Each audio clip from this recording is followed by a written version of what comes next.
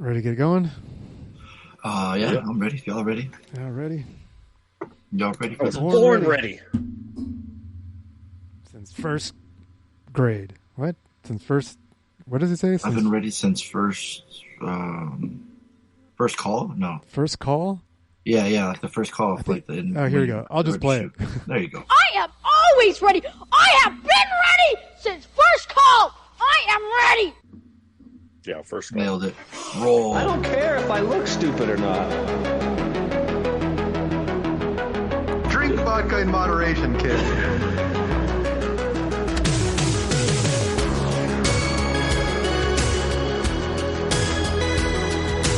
Never trust a big booty to smile. I'm always trying to shove it in the back. And sometimes I don't know if you're joking or not. Hold still. Hold still. Hold still. Yeah, boys, straight to doom.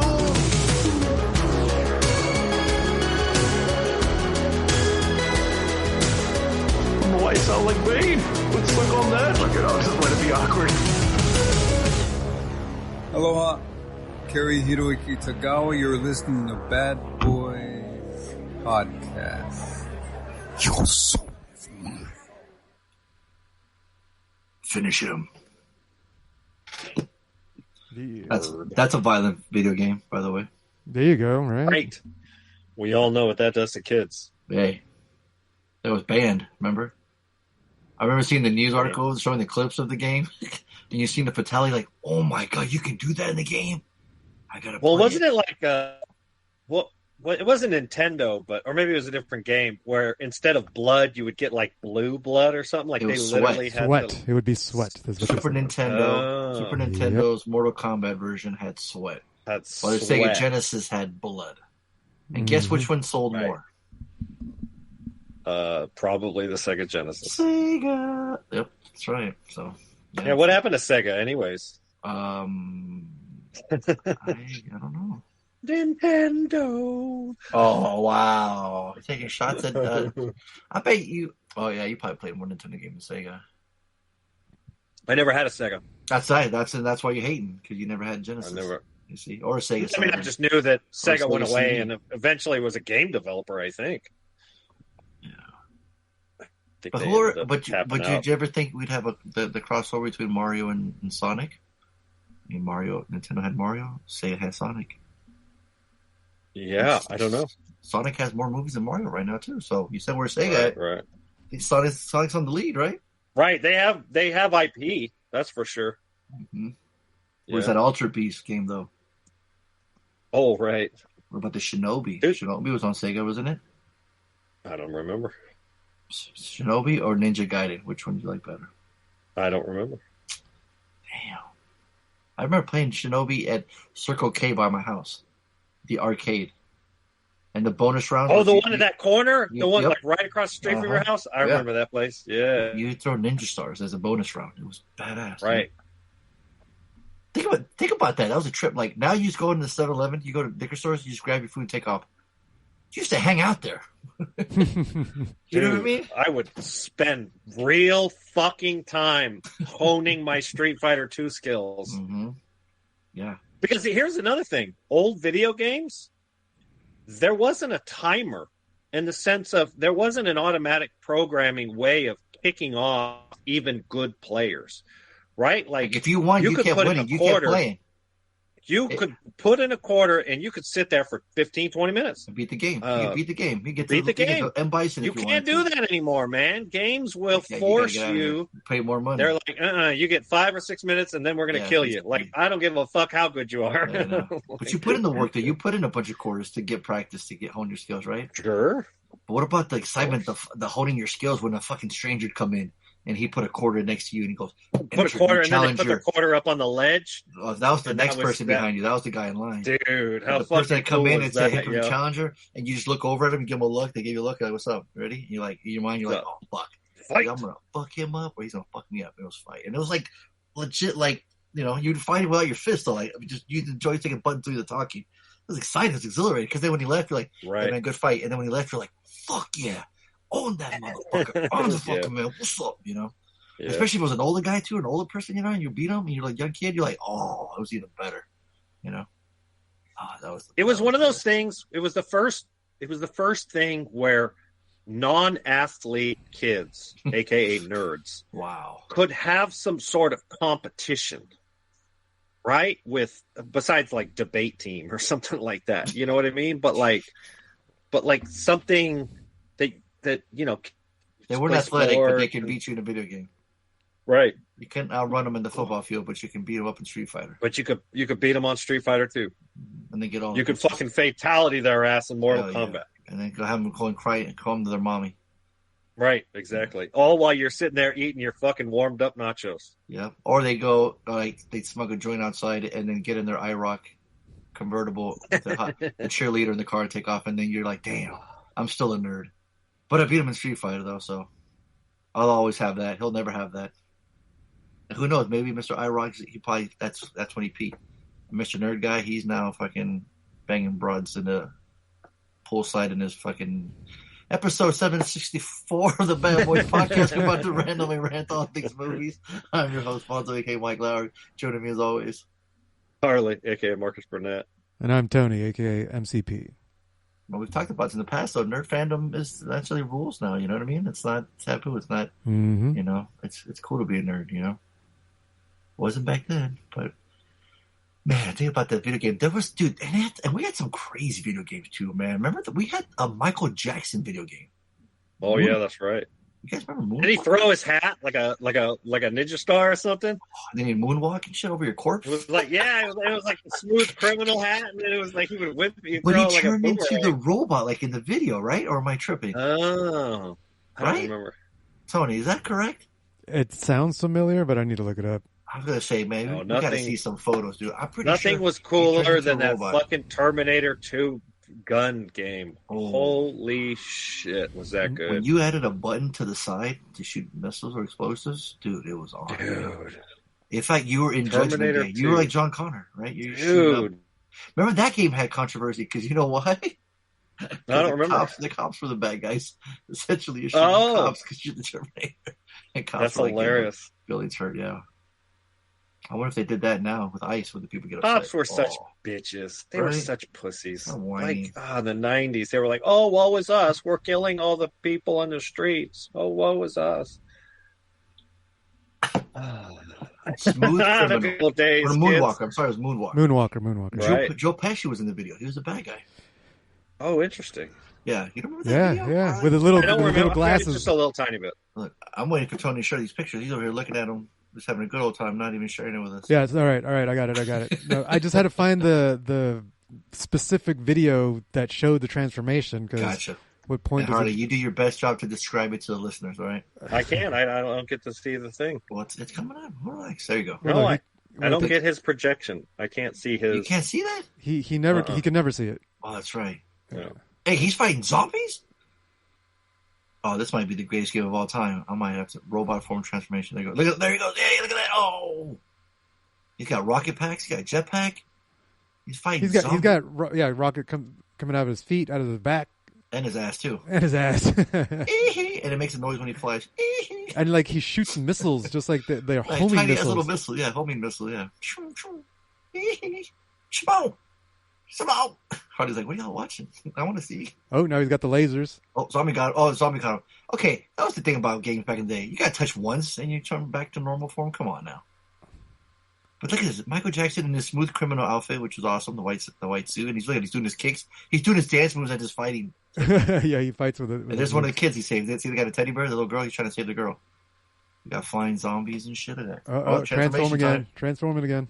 Hey, that was back in the day. That was awesome. Those NES cutscenes, remember? Like I remember Ninja Gaiden when they had like two ninjas like facing off each other. Yeah. They do the cool cinematics. Yeah. Oh, see, that's badass. We got dude, this is real. This is the first Iron Man right here. I'm waiting for someone to cosplay as Michael Jackson's Moonwalker. Yeah. At the next convention, man, you're gonna win the whole con. Look at that. That's badass. And then he turns into like a spaceship because it's more than just a car. Too?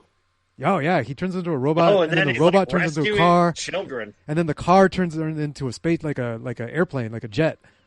It goes through 3 different transformations. Shit. That's badass. I'm gonna put that on my syllabus. Jesus. Harley, is he saving kids or is he chasing kids or they're running away from him? That's what I'm saying, man. Like they're stuck behind bars, and I'm watching gameplay right now. Oh, I'm no. like, oh. You're like, this doesn't age well.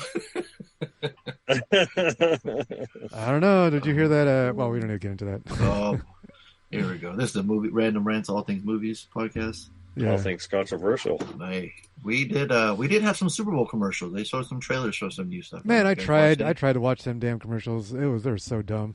They don't. Oh man, there was like 10 AI commercials. I thought you'd be happy, Tony. About AI or made with AI? Everything, both. Interesting. No, I didn't see anything about AI. I saw a couple that looked like may have been. Terrified. Well, I mean, like the polar bears. They're always, computer generated, right? They're always some kind of computer graphics. They're petty. But I swear there was some like beer commercial where all the actors were AI. Mm-hmm. Right? Was I tripping? I was. No, I think there was one American one with the Clydesdale bringing back a bald eagle to life. Oh yeah, that one was funny. That was kind of funny. If that's the case, we've had AI for 10 years. It was called de-aging, right? We've had de-aging forever. We just had called that. CG. There's the CG. There's computer graphics. There's that where right. There's a lot of manually hand holding. AI generated. Well, no. So AI is supposed to be like. You have the computer graphics. They go and humans go frame by frame or keyframe by keyframe. But there's a lot of human in the loop graphics. AI is the human is taken out of almost 10 minutes, and the AI just generates all that graphics, and then the human in the loop is even further removed. I don't think anything you saw was AI in the sense of you think Bud Light. Search right now, Harley. So here's. Harley, do a Google search for AI Super Bowl commercial. I guarantee you'll find like 5. Well, no. But again, AI, a Super Bowl commercial to promote AI is a whole lot different than a commercial that was written and created by AI. Right. That's Tony's point. Is the AI is simply used as a tool, no different than. But I don't think it's AI. If the script was written by a human. And they're using software to de-age actors that are 40 here's the thing. De-aging, you still need an actor to be filmed, and the actor's still there present for the entire filming, and then you use de-aging to make their face look younger. That's one big bother shrimp. Right? That's what you're saying, Harley. Right. So there's a commercial where Kurt Russell. Well, listen. There was a commercial with Kurt Russell. Did you see that one, Fonso? Yes. Kurt Russell looked AI. Mm-hmm. I swear Kurt Russell licensed his face, and they created the entire body and acting. The entire thing was AI manipulating his face to speak and do the acting. What about his voice, though? And his voice probably, too. Like, so I don't know. I don't... Be pure CG. No, that's more than just CG. His voice is being generated by an AI. Right. They didn't get him in the booth to record. Right. I think he licensed his likeness and his voice and just said... that'd be a backfire, bro. Then all the actors would be like, what the hell? What do you mean it'd be a backfire? Well, because then, because they're going to be like, why'd you do that, Kurt? Now they don't need to hire us anymore. Do you think he cares? Do you think he cares? I mean, he seems like a nice guy. That's all I'm saying. But why does it mean that you're a mean guy if you license your face? Why is that a bad thing? Because the whole thing is remember the whole thing about fighting and striking. They didn't want them being replaced. But yeah, that's just an opinion. It doesn't mean it's objectionably bad. It's a subjective opinion of something, but it doesn't make it objectionably a bad thing. But if every actor's complaining about it, they don't want to have AI take over their movies. It doesn't mean that they can all want that. It doesn't mean it's bad to want it. There's no morality involved. It's just whether somebody. It's the old sell out or not. It's not a good or a bad thing. So that's the question, right? Did he? So that's the question. Here. Did he license his voice and his likeness, or did they take it? He would have had to. There's no way. He has to, right? If that was AI, there's no way they can get away with it. So you're saying that the company, this large beer brand, decided to go with it and just get sued and deal with the legislation afterward, like getting sued afterwards. Way. No way. There's no way. Like if it's AI, it's got likely licensed. he gave him the rights to his. It's likely he gave him the rights to his likeness for one commercial.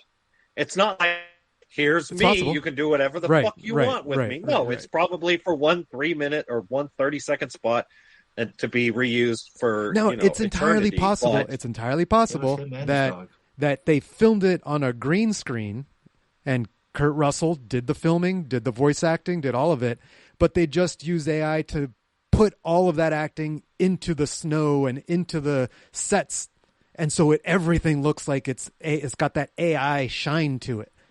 That's possible too. And it could just be an artifact of whatever editing they did, and it's not actually generated by AI, but it's very adjacent. It looks like it because it's got that weird gloss to it that's like a common theme, symptom of AI. It's interesting. But how? I haven't seen Shout all the out- How shout out commercials. was that to the- any? Shout out to the tree actors that were in the Super Bowl for Bad Bunny. They could have actually gotten real trees and planted them, but it would take them forever. So what they do, they hire a bunch of actors to be those trees. So then when it was time to get up and move, they just got up and took off.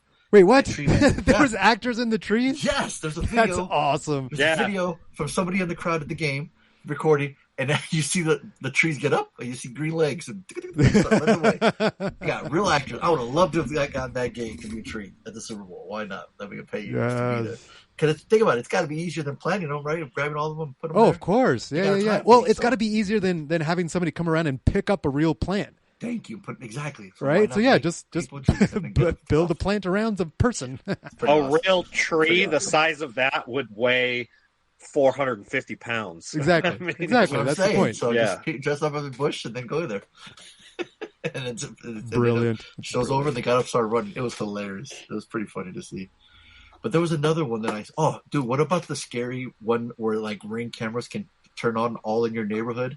Essentially find your dog, but they can turn on all your Ring cameras all at once. I was like, what? You didn't see that one?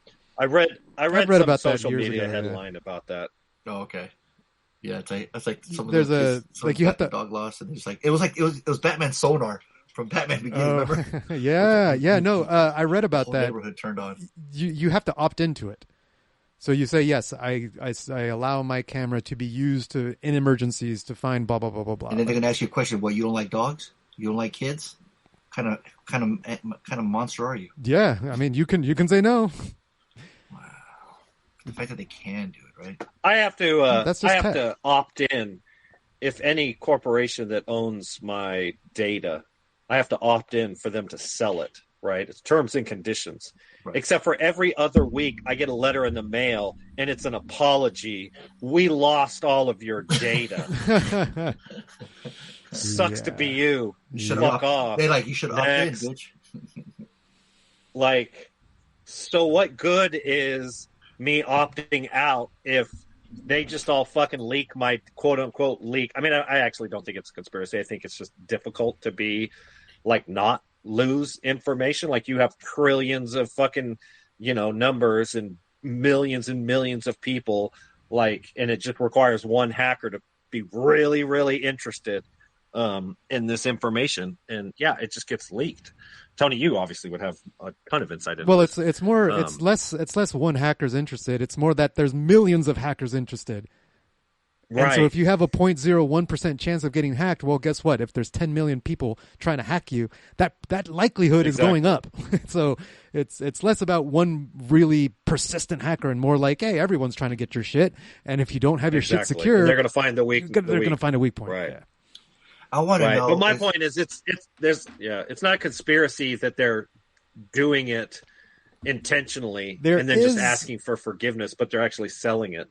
There is an aspect of sometimes there's like even Ring cameras. Did you hear that? Like they were allowing governments to come in and look at the footage to find people. Oh, I wouldn't be surprised. Uh-huh. Block cameras are a big thing right now for something similar.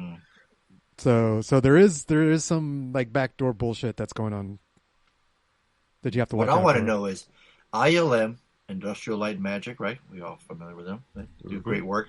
The creative visual effects for the Super Bowl commercial is themed to both the Mandalorian and Grogu commercial and Jurassic Park. Tell me why they look so bad then. Why did that Jurassic Park one look so bad? I didn't see the Jurassic Park because there's a one budget. or the You didn't see Mando. it? They had to. I saw the Jurassic Park. It wasn't bad. You didn't think the CG was bad?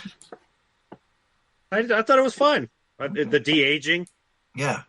He's literally talking about how it was. Yeah, it was. Yeah, it's just.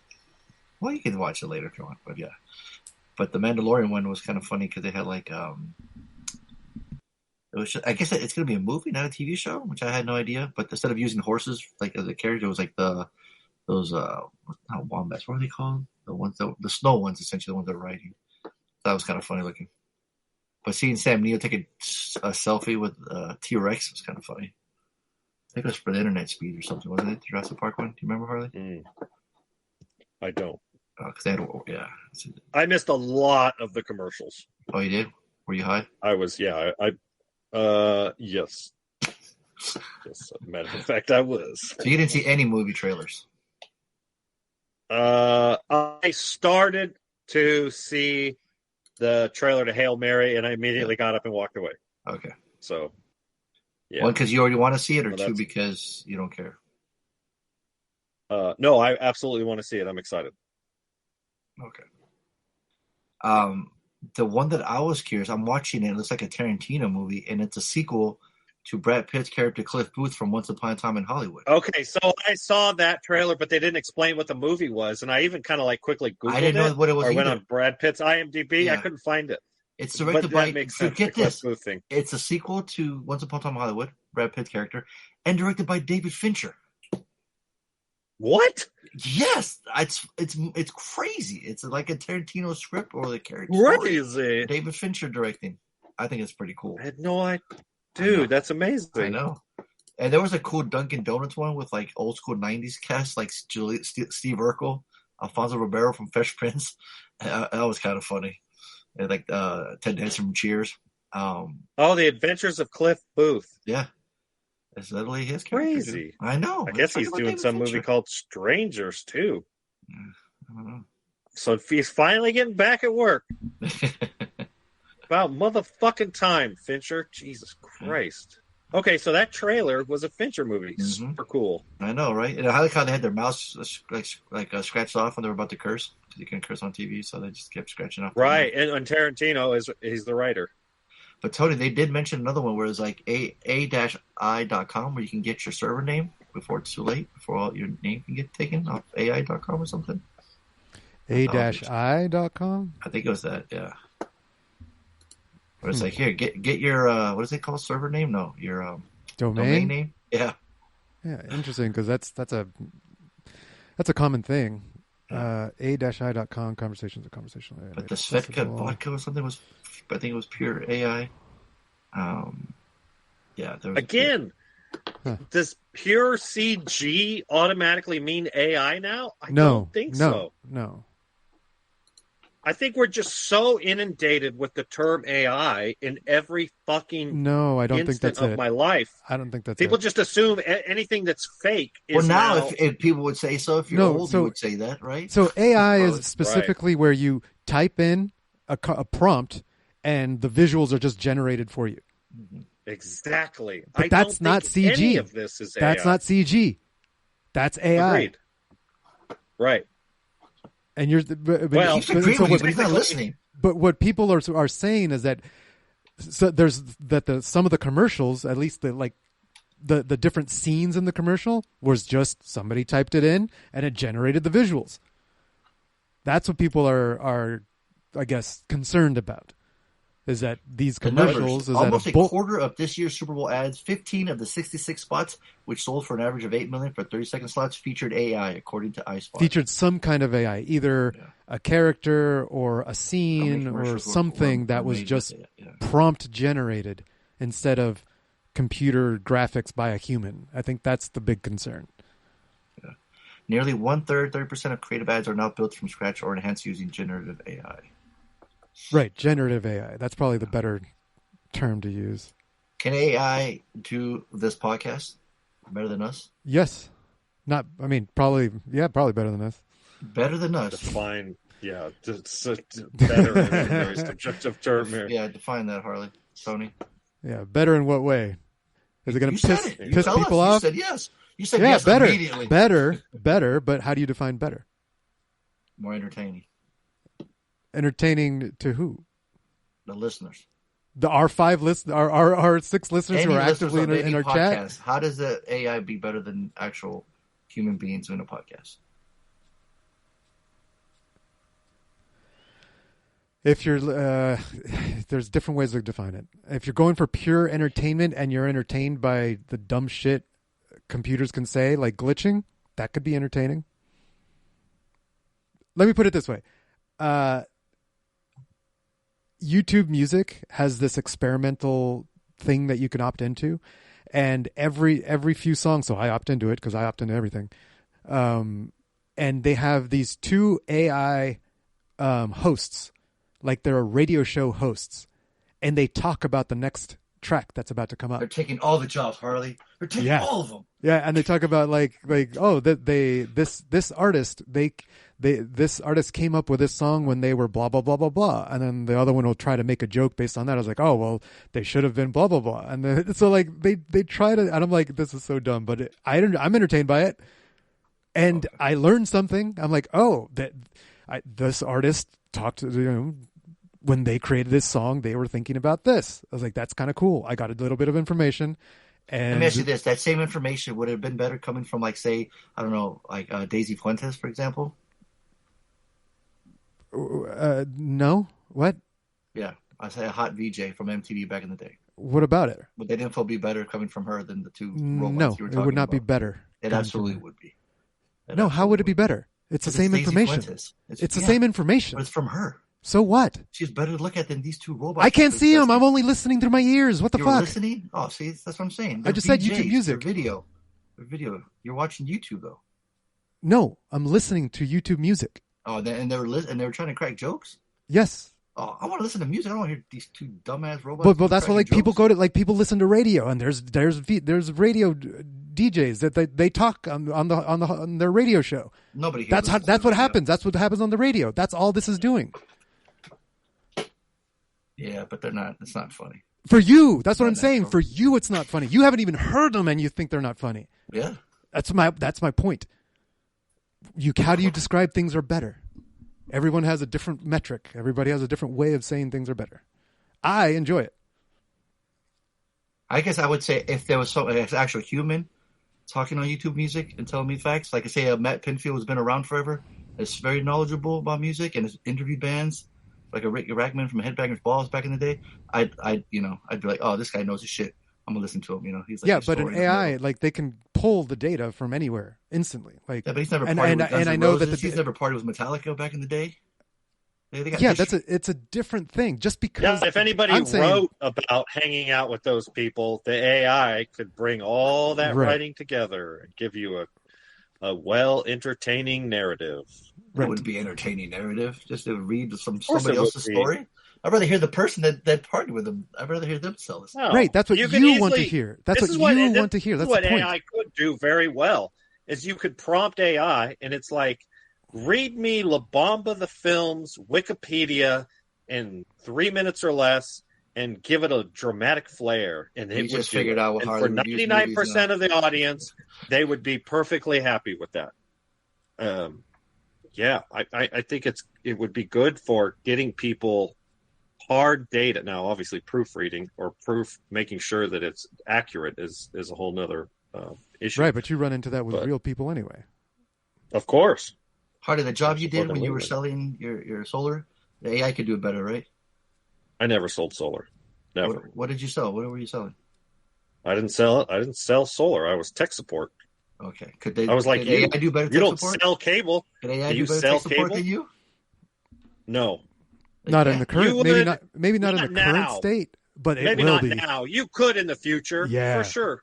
There's a new tech that NVIDIA just came out with. I just read about it earlier today, and that sounded really good. It was one of those, like, it maintained context as the person who was talking to it was, like, interrupting them.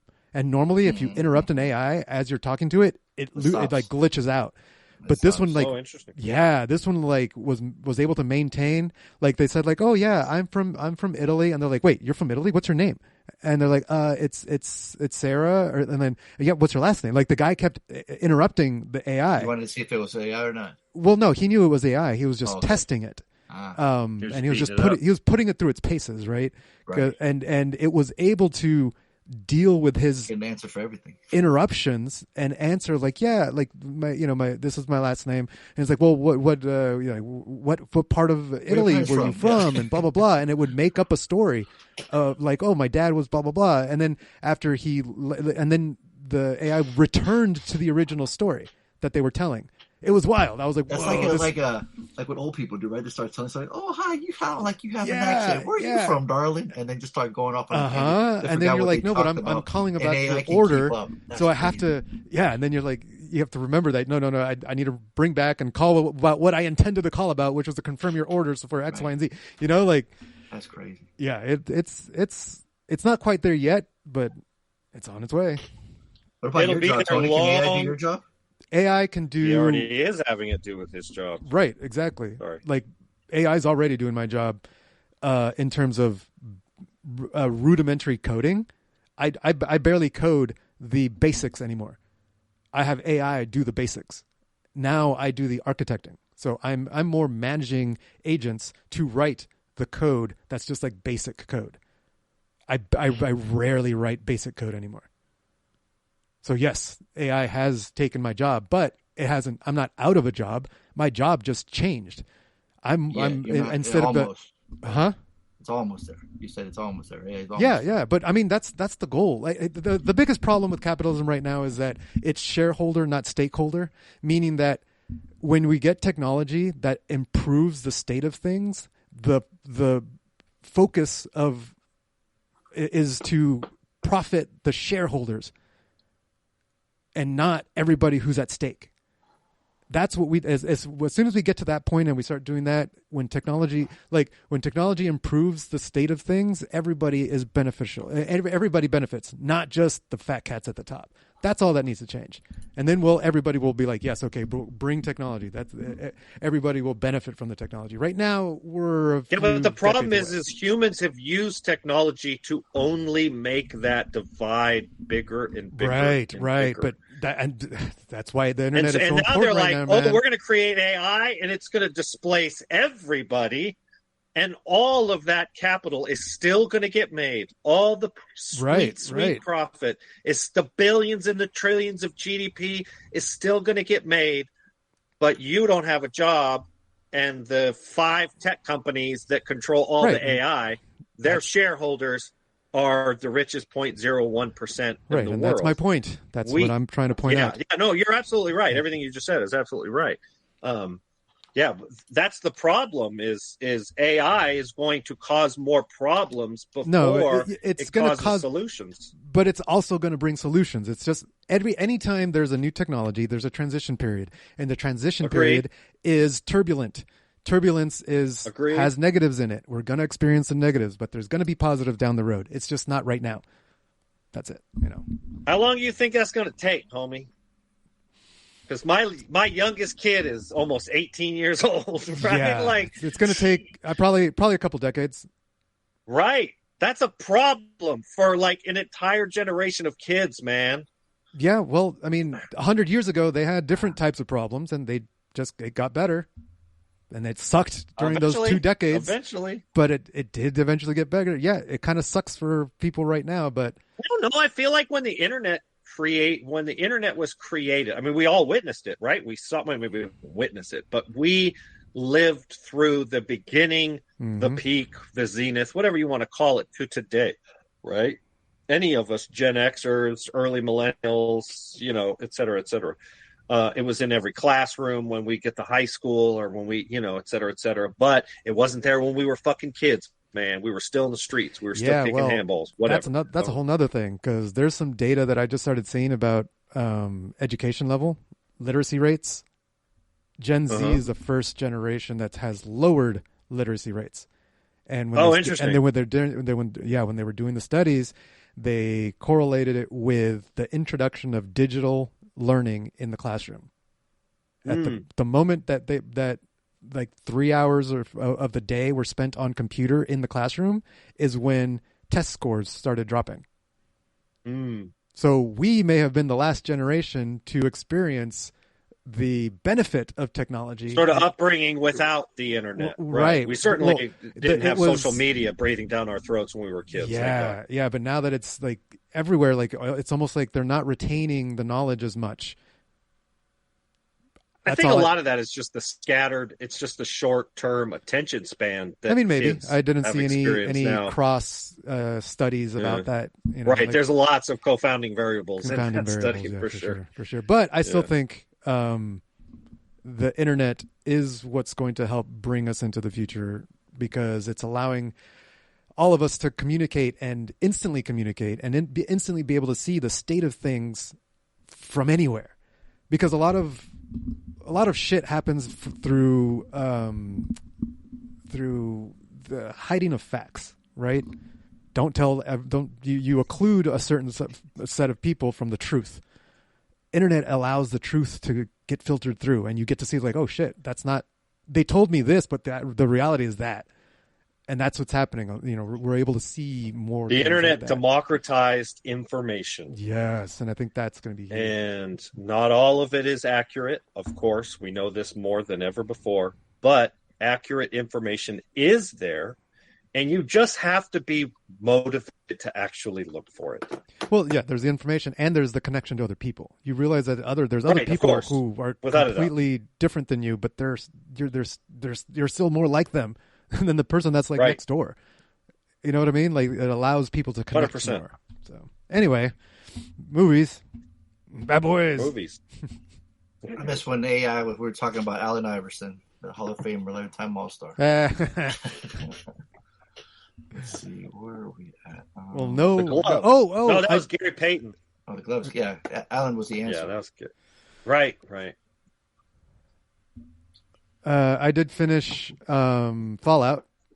We did finish it. Oh, second season. Yeah, the second season. It wrapped up okay. They definitely left room for things, but they tied up some stories. And it was satisfying. I was like, cool. I wasn't upset. Usually at the end of a season 2.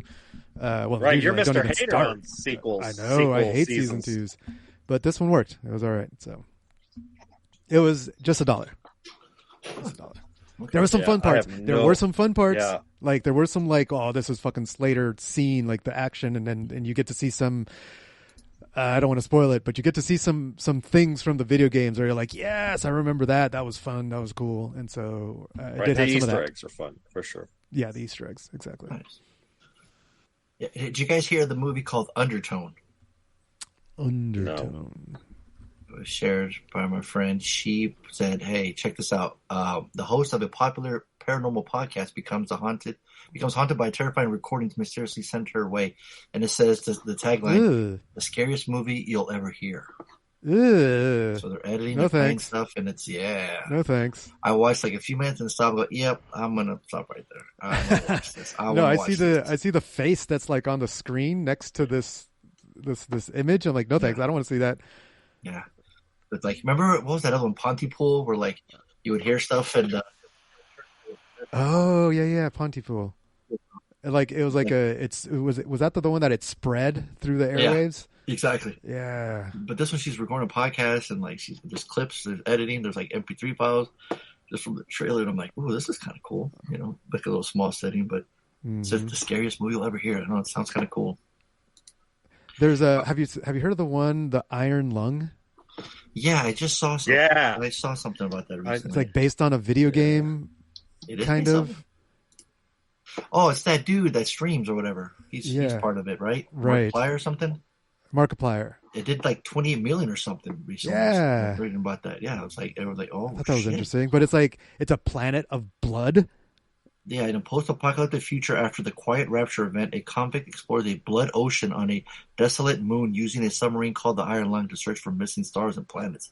What the fuck? Yeah, it's like, what? And he wrote and directed and stars in it, right? Yeah. Yeah. That's kind of cool. That's crazy. That is kind of cool.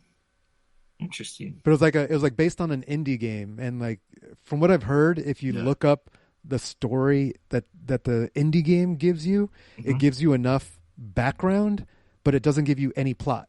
So it's okay. it's don't want to spoil anything. It's like it doesn't spoil it. Right. So I definitely want like a prequel or something, almost like here's a little preview of it. Yeah, the trailers look crazy looking. The trailer looks crazy. Yeah, exactly. Yeah. Crazy is the word.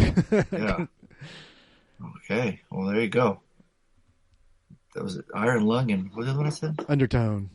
Yeah. Well, we always talk about horror putting out new shit, man, and you know what I mean. Mm-hmm. So it's not a sequel. I mean, Spielberg's got a new one. He had a trailer come out. Project Hail Mary. I'm also probably watching the trailer. I'll probably see in the theater because my boy got to represent. But yeah, man, that's interesting. So that's cool. 2 new ones right there. Had to bring it back to movies. And Send Help, new Sam Raimi movie. I kind of want to check out with Rachel McAdams. Dylan Brown looks cool. But, I saw a trailer of that. Yeah, it looks interesting. Yeah. And nobody saw Melania, right? The new film. Nobody went to the theater. All right, cool. Moving on. Who saw what? Melania. Oh, the fucking movie about the first lady. Yeah, nobody went and saw that. Nope. Yeah, I heard some conspiracies online that the tickets, quote unquote, that were sold were fake to make it seem like people are actually going to see it. Damn it, bots!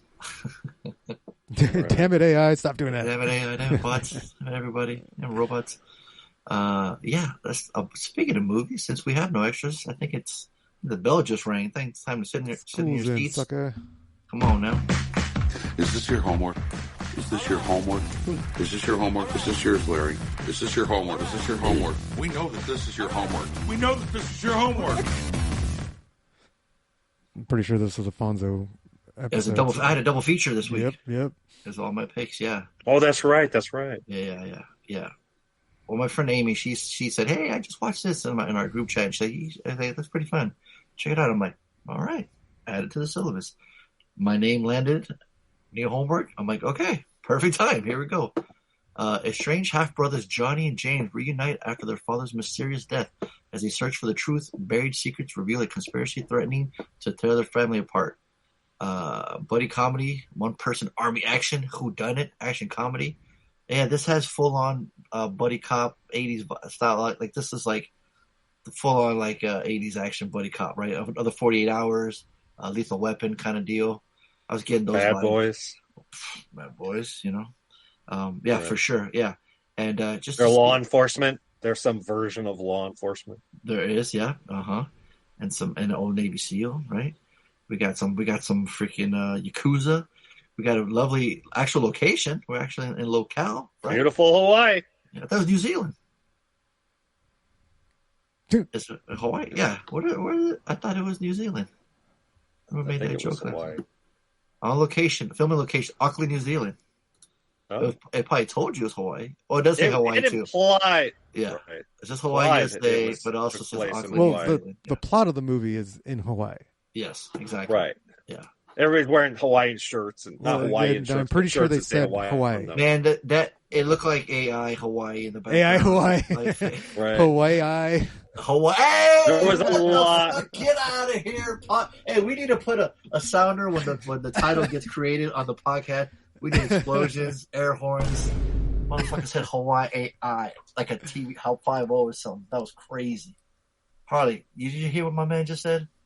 I did. You're not even a base. You're not even like, hey, you're a hater, Harley. I don't know. You're just mad because you have sure. For a long ass. I didn't come up with it. I'm pissed because I didn't come up with it. Congratulations, Tony. That was awesome. So yeah, dude, this was fun, man. This was cool. Love seeing Batista. I'm thinking Batista's probably the most successful wrestler, like John Cena, as far as acting. Like him and Cena, The Rock. Yeah, I think The Rock has everybody beaten in like money content. Like the amount of money The Rock has made is insanity. Yeah, but I'm saying actor, like success more, like more successful actor. Like my man Batista was he's not known for his dramatic roles, and Batista is in Martin Villeneuve movies, right? Martin Villeneuve? Homie, you got that wrong. You better try that again. Denis Villeneuve. Get it right. Whatever the fuck, whatever. Scorsese and you just put them together. You said Marty and you said Marty Villeneuve. Right. And Jason Momoa just comes. He just wakes up out of bed and just films. Right, like this lucky guy. Right, he just never gets his hair cut, never has to cut his beard. He just just roll out of bed and just say, "I'm gonna drink some beer. I'm gonna throw beer at the class and just walk out." And then just insults people like throughout the entire movie. All he does. Well, is I mean, talk come on. shit. If you're writing this movie, and you're like, oh, this character. Like, I picture Jason Momoa in this role. Like, boom. He read like 2 lines. Like, yeah, I can do this. Drink beer and kick ass. I'm there. You know what I mean? Right. You get them first, yeah. And they kind of. No, I feel like bros. I feel like they got the stars before they had the script written. You know what I mean? Like right. You said, the script is more or less, that buddy cop / Which is always funny to me because, like, remember, Bad Boys was written for John Lovitz and Dana Carvey.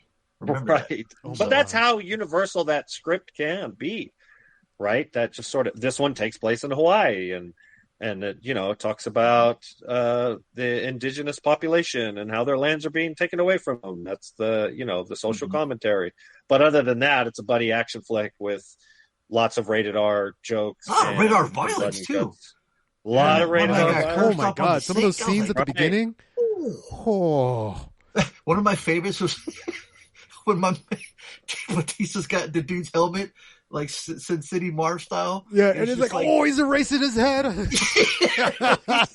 I literally laughed out loud at that line. I thought that was the funniest line of the whole movie. Because they're like in the mix of this crazy action scene inside a Family Man.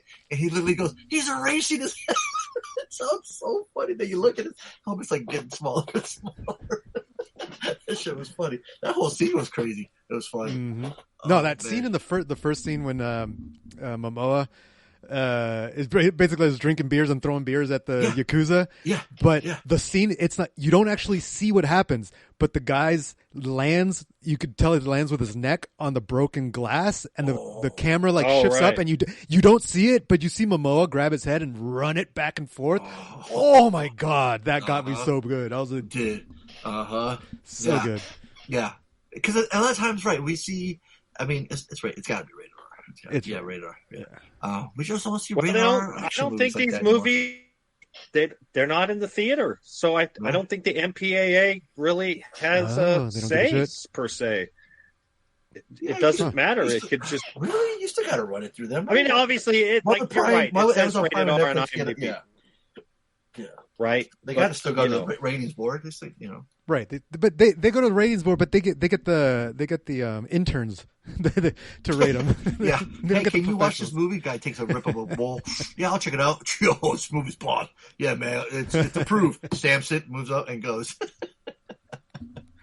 Oh man, yeah, no, this was a lot of fun. I thought they worked well. It was cool to see Batista's Family Man. It's funny because he's notoriously was famous for going through the locker room of the wrestlers, and he had a bunch of them. Yeah. So definitely, it's funny to see him as a family man. But he fits that role like old school Navy SEAL, just super calm, but motherfucker, I'll fuck you up, And Sam Momoa riding up in his bike. Did that bike sound like a bike, like a legit bike, Harley? He rolled up in his bike. 2-stroke, 3-stroke, 5-stroke. Oh, it was like the old Harley. Yeah. It was an old Harley. Yes, it did sound authentic. Nice. Let me read this to you. Oh, okay. Although it's AI, so I don't know if it's accurate or not. I'm assuming it probably is. Oh, boy. I just typed in Netflix. I didn't type in Amazon, but Amazon probably has a similar arrangement as a content provider. Netflix movies do not have to be submitted to the MPAA for ratings, as the rating system is voluntary, not mandated by law. Netflix primarily assigns its own, often more detailed, maturity ratings to help users navigate content. MPAA ratings are usually only obtained for films receiving a theatrical release. Oh. So, in this case, IMDb has a rating on the wrecking crew, and it is, of course, rated R. So but you can still be nominated for awards, though, right? You can still be recognized by the Academy, though, right? Yeah, I believe so. Right? Wasn't there some movies or TV shows that were on there that got nominated? Frankenstein went straight to Netflix, or was it? Oh, it had. But see, Frankenstein had a couple theater screenings. So say you have one screening. Does that make it a theatrical release? Then you probably need. I would assume. That's where they probably have a locked But remember the joke that we totally forgot about the joke? Pete actually said, "Hey, split up. You guys look like The Rock fucked himself and had twins." Had twins, yeah, Right. yeah. No, there was a lot of one-liners, and the truth is, a lot of them worked. They were funny. They worked. I think It worked. it goes to show the acting chops of the main leads. Right? I immediately kind of feel the chemistry, hung out afterwards, the before and banter. after. Yeah, for sure. You know, Right. and it shows on screen. Some of the supporting cast was kind of meh, but that's fine. Doesn't matter. Yeah, I was strangely entertained by this movie. Strangely entertained. Well, because you know me, right? I'm a hater for new movies, right? So like this is just that one down. cliche after cliche after cliche. You had an awkward boner the whole time. Is that what you're saying? Yeah, that's an old one. That's an oldie but a goodie. Strangely entertained. Right. And so I ended up having a decent time with it, despite it. You know what? My biggest issue with the movie: too long. Like they should have shaved 20 minutes off of it, right? There's some fun action sequences they probably could have trimmed up a little bit. Certainly, that's the best part, man. Come on now. Helicopter flying, cars flipping. Come on, man. That shit's fun. I hate to say it though, but everything they did, John Wick has done better. Besides the comedy, right? And so it becomes it's one of those movies. But John where when Wick you're wouldn't done, be around like, if it wasn't for the movie before that one and before the other one, right? Everyone's always trying to like up their action. Everyone's got, it's like, oh, look, right. But let's see what we can do, right? How many different ways can you flip a car? I don't know, man. I feel like we peaked with John Wick. Like John Wick is like objectionably better than the movies that came before it. It's just it's just fresh in your mind. Fight choreography. Yes. I would agree. Like, there's one scene, the hallway scene, that's filmed like sideways. That's like that was badass. Yeah, it was cool. It was seen it before an Old Boy. Right, the Old Boy. Exactly. That's what I was going to say. But we saw it in the it wasn't as cool as all those other. Like, I was like, oh, on the scale of the hallway scenes, it's kind of at the bottom. Like it didn't stack up to those other ones. I was finally aroused by it, and when I say you know what I call it as an homage, like the Akira slide. Everybody does the Akira slide, so it's like to them it was like, hey, we love Old Boy, we're gonna do an homage to Old Boy. And being an homage, 5 seconds, and so that's where I'm like I feel like Harley on that scene where I'm like, they probably could have shaved that. It didn't need to take a whole, 2 minutes of hallway scenes. Like, no, you could have given an homage. I get it. They had other scenes that were so cool. Like the first, like there was an overhead shot that was like the hallway scene, but overhead. Yeah. That looked cool to me. I was like, oh, that's pretty badass. Was it Hot Bling Miami? What was it called? The game Hotline Miami. I thought the first fight scene when the Yakuza tried to kill him back on the mainland, I was like, oh, that's fun. Yeah, cool. Yeah. When he punched the guy through the door. Like he punched through the door. He punched the guy's face through the door. That was kind of cool. That was new. Right. I just like the story too, where it's like simple. It's like, we see the dad, he gets run over. Like, all right, we're gonna get some footage. I like when they're like, hey guys, you got to stay out of this mission. The cops let's just take care of it, and they go, no, fuck you, we're still gonna do it. Homeboy from the office with the red stapler, like, no, we're gonna do. He's like, could you guys stay out of it and not do it? Like, okay, cool. They say, and they still went and did it. I like that little murder mystery. You kind of remember the nice guys, we're trying to solve the case, and they get into some shit. And at one point, they're going to team up. We've seen this formula before, but it like works. But I think these two, I'm like, you gotta be fucking crazy to go up against Batista more. They're not known for their fighting, but I know Batista been doing a lot of jiu-jitsu. He legit, he's a badass. But I mean, but you don't know that. You don't know that by just looking at him. You look at him, they're like, they're gonna fuck you up. You don't go exactly. Yeah. He headbutts me. I'll be out for the count for at least 2 weeks. Yeah, absolutely. So no, it's. I think it worked. I think that just seeing them in the cover, like their explosion in the background, you seem like, you know what, this is a cool time. This one of those scenes. Like I'm walking a Blockbuster and I look at the VHS. I see a helicopter. I see Batista and Momoa. I'm like, I was like, what is this, new action movie? Without seeing a trailer, without pulling out my phone to see the trailer.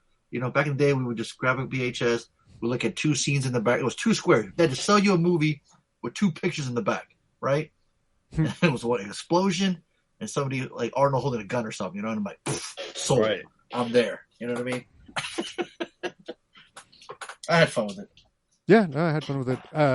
The only thing I wanted to finish my thought about the hallway scene, even though at that scene I was like, oh, I think I've seen better, but then I remembered I'm watching a buddy cop comedy movie. Shut the fuck up and enjoy what you can, right? And don't compare it to others. So after I saw that scene, I just turned my brain off. I was like, yeah, don't compare. You just do the Leo meme. You point. Go, it's so hard. It's like to not compare it when you see the scene and you're like, oh, it's an homage. Homage is cool. But then I was waiting for him to grab one of them and throw them into the screen like the Ninja Turtle arcade game. Yes. I was like, come on, man, give me that. That Give me cool. that. See, man, don't get me behind the camera, y'all. I'm giving y'all all the Easter eggs. I'm telling you, I'm throwing that fool there. I'm throwing the Highlight Bling, Highlight Miami on top. Oh man, I'm throwing something the knife stick around. I'm giving them one-liner. I was waiting for Batista to give me a one-liner when the car exploded. I love that car. But when he hit that one, I was like, dude, come on, give me a one-liner. Come on, Arnold would have killed it with the puns. I was waiting for the puns, man. But, yeah. No, man, I thought it worked, man. Yeah. It is a little long. Yeah, they could have easily trimmed it down a little bit. But I still enjoyed it. I had a good time with it. I'm giving it $1. I'd buy that for $1. Yeah, he gets my $1. I'd buy that for $1. And despite me usually shitting on these movies, I'm going to give it a low $1. You know when he gives it $1, it's like he just threw 4 quarters at the table. Just like, here. Well, the truth is, like, I want some change. He's a dick. He gave me 25. I want some change. I want some change out of this $1. Not, I mean, look, the script, not the script, the pieces of the puzzle are there. We've seen it done a million times. You have the truth is some of the CG is bad. But the action is competently made, right? Well, how do we do it differently? Angel Manuel Soto is a fine director. He, like you said, there's a lot of homages. Ironically, I think they took a lot from Morena Baccarin's other movie known as Deadpool, right? Oh.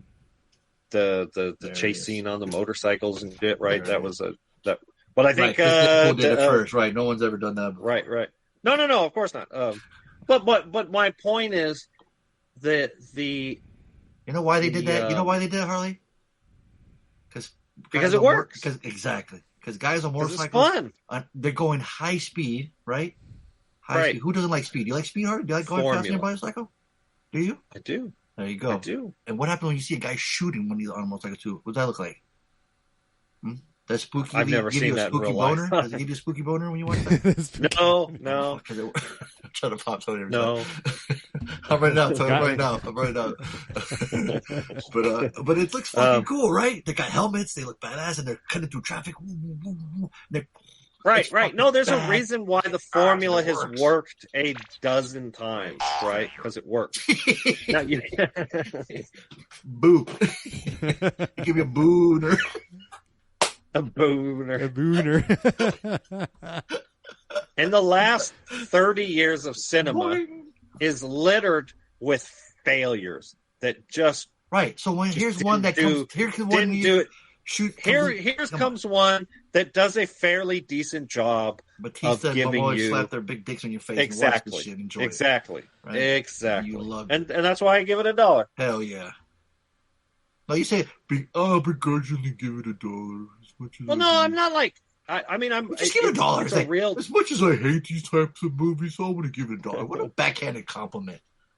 You gave it like 2 dimes and a nickel, some pennies, and not even 4 quarters. Like you're making the poor guy at the register count all of it like a dickhead. He's like, wait for him to count it. He's like, how much of these pesos convert for? And he's like, and Harley's like, I might have give you some more, so I'm waiting for my change. And the guy's like, really, bro? I gotta count. Like, you could just keep. Harley's just standing there waiting for this fucking change. Threw a handful of pennies on the counter and was like, I don't know how many's there, but if there's more, you need to give it back. No, I swear to God, dude.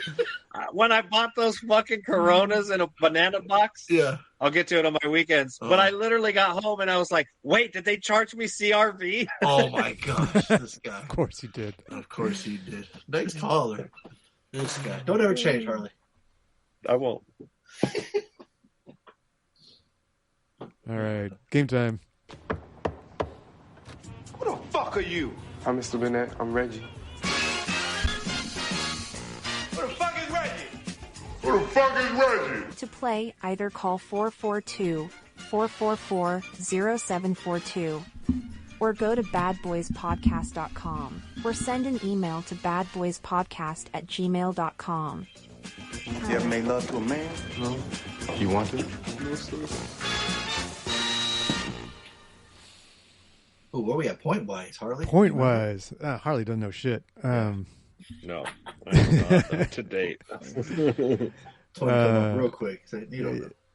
Let's see. Point-wise. The standings. Let's go. Jeez, I have to scroll. Yes, the MPAA has to give it a rating in order for it to be a theatrical release. Boom. Thought so. Okay. But you don't need an MPAA rating to be nominated for a major award, including the Academy Awards. Yeah, that sounds right. All right, so we got Reed in the lead. 118. We got Angie, 107. 107. And we've got Art at 97. 97. And Rob at 10. Rob. Now give Rob an additional 5 points for getting closest to how many beers were in my banana box. Closest? He's the only one who played. Well, then he's the only one who played. So what? Technically, he was closest. That's right. 5 points. Yeah. I mean, no, you're right. You make the most. I'll give him the points. You shoot, or you don't take bonus right? points, and you said 5. Every right? shot you don't take. There it is. Reason, and the reason was he guessed closest to the Corona box. Congratulations, Robert. Yeah. Harley said it. I'll give you bonus points. To Harley's. Did it. Right. That was for everybody. Everybody could have played. Oh, whatever. And no banana boat, man. He'll understand. It wasn't a bad guess. It wasn't a bad guess, yeah. There we go. All right, so now Rob has 15 points. Boom. Thank you very much. I wonder if yeah. Oh, and Robert, hey, if you're listening, go fuck yourself. What the fuck? I mean, that goes without saying. Right. In case I hadn't said it earlier in the podcast. Go fuck yourself. No, that's the second time he responded to I can't remember what it was, like a week before or something. He literally said he likes you better than, he said you're better than Donaldo, and you're talking shit to him. That's fucked up. Well, Donaldo's not a real human being, right? Like, has Robert ever met Donaldo? Like, yeah, I haven't seen Donaldo. Like, all I see pictures of is his family's dog. Donaldo doesn't actually exist. Yeah, what is he's an AI interpretation. Who's sending those pictures of X-Men Oreos and dogs and stuff? It's all AI generated. Don't exist. It's all AI generated. It's all AI. No, I am slightly annoyed when he brings up or asks questions that were answered on the podcast. You know what I mean? He'll be like, "Did anybody see this movie?" And I'm like, "Yeah, we kind of watched it on the fucking podcast last week." Yeah. So that does like annoy me a little bit, but it is what it is. Whatever. I'm over it. You should send him a link every time he says that. Right.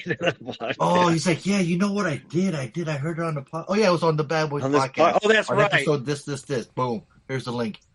I'll even give you a timestamp with your bitch ass. Right. With your bitch ass. All right. We got first caller. We do have calls. We have messages that were left on our website, badboyspodcast.com. Awesome. Thanks, you can play the game. You can go on there, play the game, click the buttons, sign in. You got to have an email address so I know who to assign points to. We love chaos here. Push buttons. Oh, God, not too much chaos. Yeah, first caller. Here we go. Here we go. All right, bad boys. This is my call for the Wrecking Crew.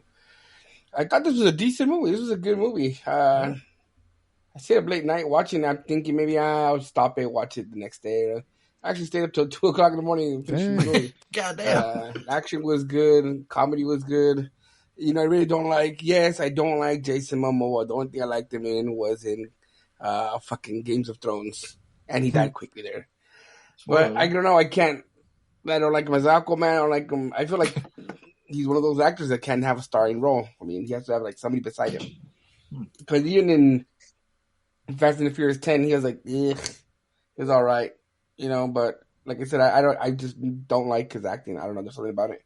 Plays himself. Yeah. I liked him in Minecraft, but again, that was like he had somebody else, right? Yep. But anyways, the Wrecking Crew. I like there was nice fighting scenes. The way the story started.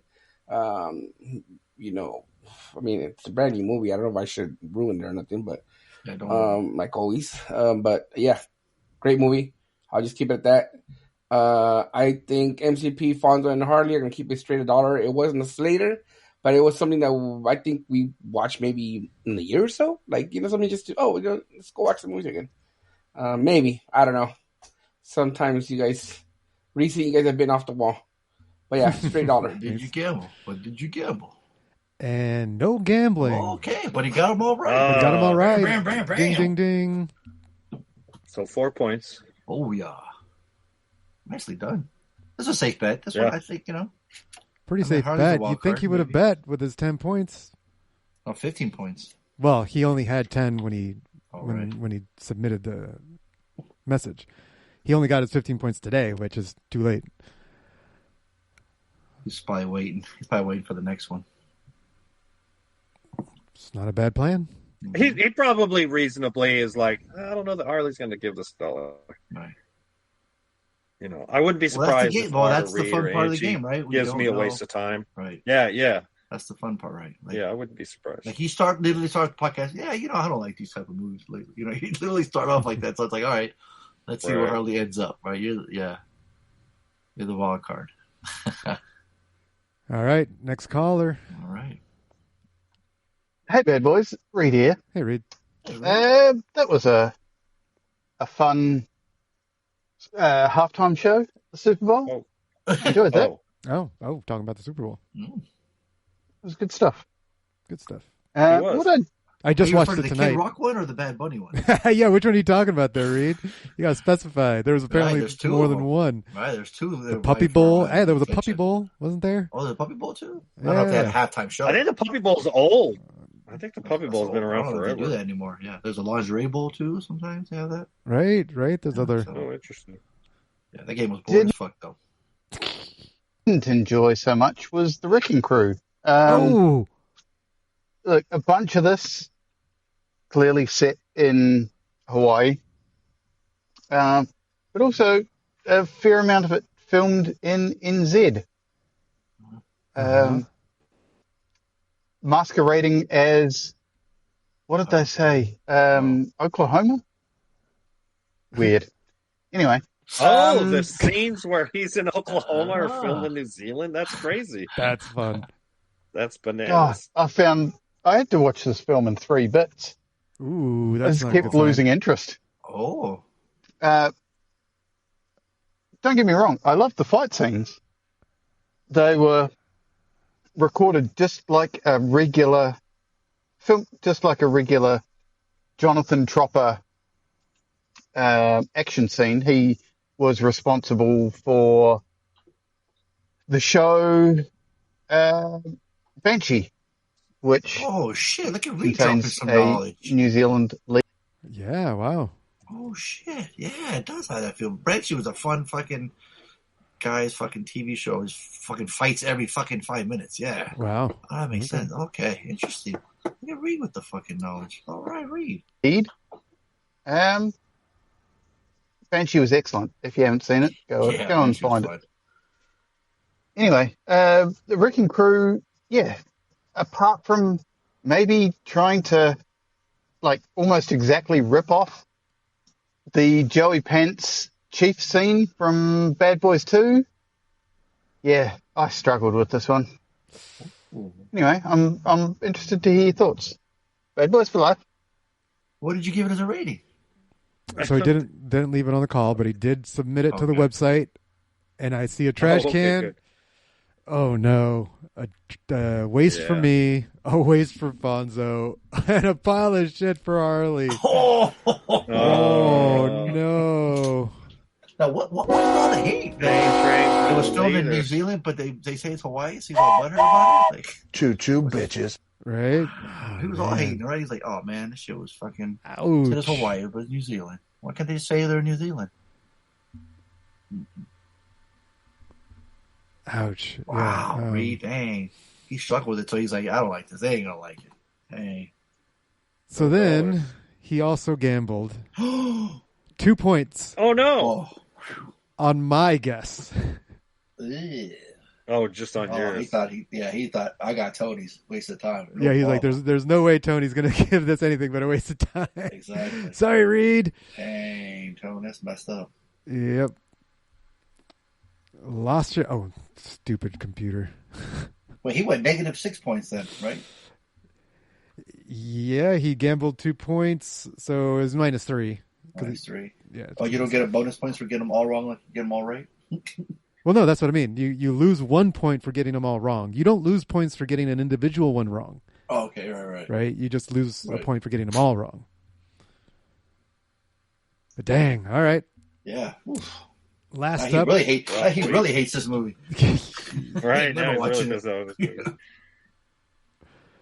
Now we've got Angie. She submitted up through the website. She said $1 for me. Ding ding. Fonso gets $1 and Harley gets $1. So there you go. Shit. Okay. Bonus point. 4 points for Angie. The champ slowly working her way up to the top again. Mm-hmm. Yep.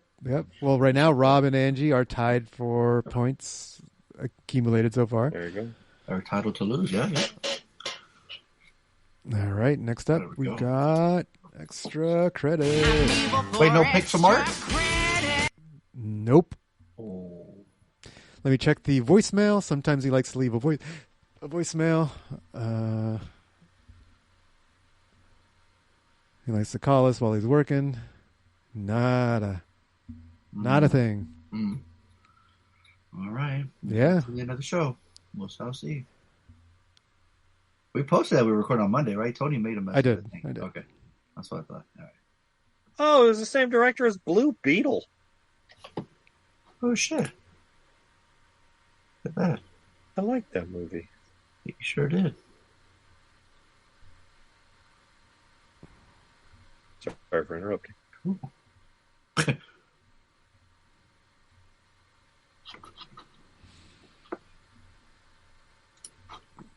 So, Fonso? Yep. Your extra credit. Okay. Yeah, I chose La Bamba. I just met Lou Diamond Phillips, and I was like, I need to see some more of his movies, man. We became best friends over that past weekend, so I was like, you know what? Right. Let's watch. Written and directed by Luis Valdez. Harley had no idea about it. Didn't even see a trailer, so it was exciting. So it's total homework for him. But the synopsis does spoil it. So if you haven't watched it, it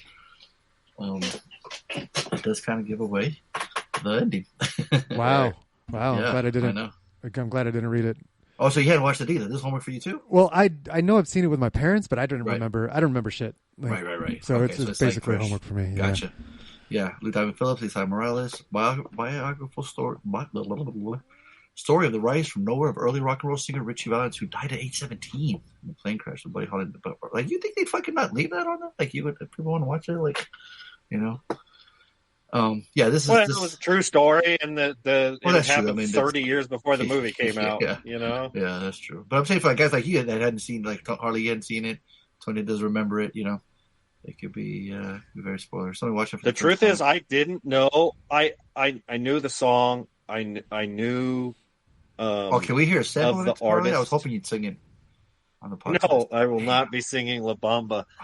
I was so hoping the whole time watching it. I was like, I hope he sings one line of the song, just one. Hey, the podcast, Harley. Yeah, don't count your eggs, your chickens before they hatch. Come on, Harley. Add a little mota in your life, Harley. And I don't remember knowing that he had died. So it actually, just out of weird luck, we watched it in 2 sittings, and I pulled up his Wikipedia after we watched the first half of the movie, and then I realized, oh, motherfucker. Oh, my God. Are you serious? So had I not read the Wikipedia, I wouldn't have known. Yeah. Why the fuck did you read the Wikipedia? You're watching it. I always read Wikipedias, but you read it afterwards. I mean, I don't maybe now you learn. No, I read about the person, like biographical movies, I'll read a little bit about the real person because I'm curious how accurate it is. Read it afterwards. I should have. I know. I fucked up. Wow, that's funny. That's funny. Because the truth is, so I'll be the first to review the movie. It's well made, right? Like, I mean, it's one of those things it's an interesting biography of a young man who comes from something and turns into something that he would have never been, right? In that world, in that day and age. And, he's a teenager. I will say that's the only issue I kind of have with the movie is Lou Diamond Phillips is clearly in his mid to late 20s, and he's playing like a 16 and a 17-year-old. Yeah, but do you see the real picture right? of this motherfucker look 35, 40. He did have like some bad skin or something like that, right? So at least Lou looks younger than he did, though. I don't know about that, but anyway, neither here nor there.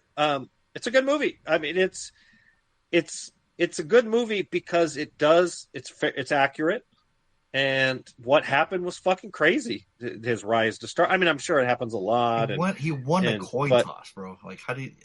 You know what I mean? Like, right, the bad luck. Yeah, the bad fucking luck. What's crazy too is like through the whole big there's all these like nightmares of him, dying in a plane crash, which was crazy in the very beginning. Right, he has the nightmare because he in real life he experienced the plane crash above his head or something like that. Yeah. There was a plane crash that happened when he was a child, and he witnessed it, and so he had nightmares about it, and then he ends up, spoiler alert, dying in a plane crash. Wild.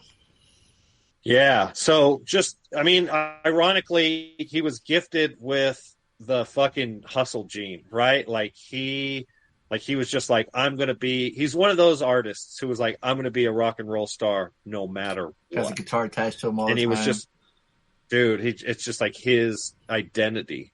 But just a hardworking kid, right? During that period. Single mom, they got a bunch of kids. Right. And he's got a brother who's like an alcoholic, right? He's always into trouble, fucking biker. Like, and he has his own problems, right? He's the opposite, right? Where like he just gets to stand around while his mom just adores Richie while he stands in the back going like, what the fuck, man? He can do no wrong, for sure. Right. But here we got this tough, hardcore biker dude, right?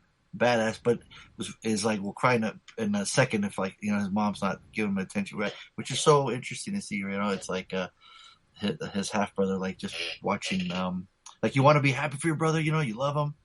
But then also there's this animosity. I do love that line though. He has him spend the night with him. He's like, "Hey man," he pokes him in the ass like, "Don't make me mistake you for Rosie." It's just like that's some brotherly fucking shit, man. It's just I love that so art. Good in it, man. I love that camaraderie / brotherly love. It's real, man. Turning into you love your brother, the moment you hate him. Like it's so real. It's so relatable, I didn't experience that, right? Like you, I didn't have a brother. And so, I have like a half brother, but I barely even met him. I thought the two actors played off each other very well. Mm-hmm. I would even say Morales is like the leader, like his acting. He has to show a lot of emotion in this movie. Yeah. He has probably, for the main characters, the biggest arc. And so we see a lot of he's almost as important as Richard is. Richard was his real name, right? Was it Richard or something else? It was Richard, right? His mama named him Richard. I want to name him Richard. And so, but all the performances are good too. Elizabeth Pena's Rosie's great. The mom was on. She's great as Connie. Yeah. And then lovely little cat. And Joey Pants is great. He's awesome in it too. Right. But Lou Diamond, this was his first film role. Lou Diamond. This was his first major role, man. That paid $6,000. Yeah. For it. But he's like, everyone asked him. I was watching an interview with him. He's like, "Did you get residuals afterwards?" Because it became, after 30-some years, now it's like super, super well known, and it did well financially, box office wise. But he's like, "No, I only got paid." He goes, but it did give him a career. He said, so. For sure. Right. No, it cost $6.5 million, and the box office was 54. Yeah. It did really so it was a financial success, which is crazy because the director never went on to do anything else. Yeah, see, it's crazy too, but it was cool to see like someone of like my skin color, like looked at me on the big screen, right? So that was huge. But funny enough, like Lou Diamond is Filipino and this guy's Puerto Rican, so they were playing Chicano. Right, he's not. Yeah, exactly. But I didn't know that as a I kid. I didn't know that. But they're both welcome to the Country Salad any day of the week. They're right. Anybody for life. Yeah, the music's fucking great. It brings back to just the doo-wop, seeing Brian Setzer there. Just this kid, man, like a bunch of cameos. I remember Rich Dees. They're living it. Yeah, Rick growing Dees, up in LA. Yeah, absolutely. Rick Dees. I said Rich. My bad. Kiss FM, right? Rick Dees. Yep. 102.7 Kiss FM, Los Angeles. Yeah, dude, that's a staple in LA. Absolutely. That was my jam. Yeah. San Fernando Valley, man. I watched the filming locations video not too long ago. That motherfucker still looks the same, dude. The school, the bridge isn't there, but a lot of it looks the same, man. It's crazy to see. Oh, that's crazy. Wild. Yeah. I thought Lou's so good in that. I mean, he just plays that wholesome kid. I mean, in the very beginning, he's busting his ass. They literally live where they work, essentially, right? And he's like, Mom, as any kid's dream is to like buy your parents like their house, whatever. And he's like super proud. He's like, I'm telling you, he's a dreamer, right? He dreams big all the time, right? Super kid. Like sees Donna for the first time. He's like, I'm gonna talk to her straight Mac. He don't care where he's from, whatever. He's like, I'm gonna talk to her. I just thought he was so good. That, like you said, him and Isai's chemistry, it's so good.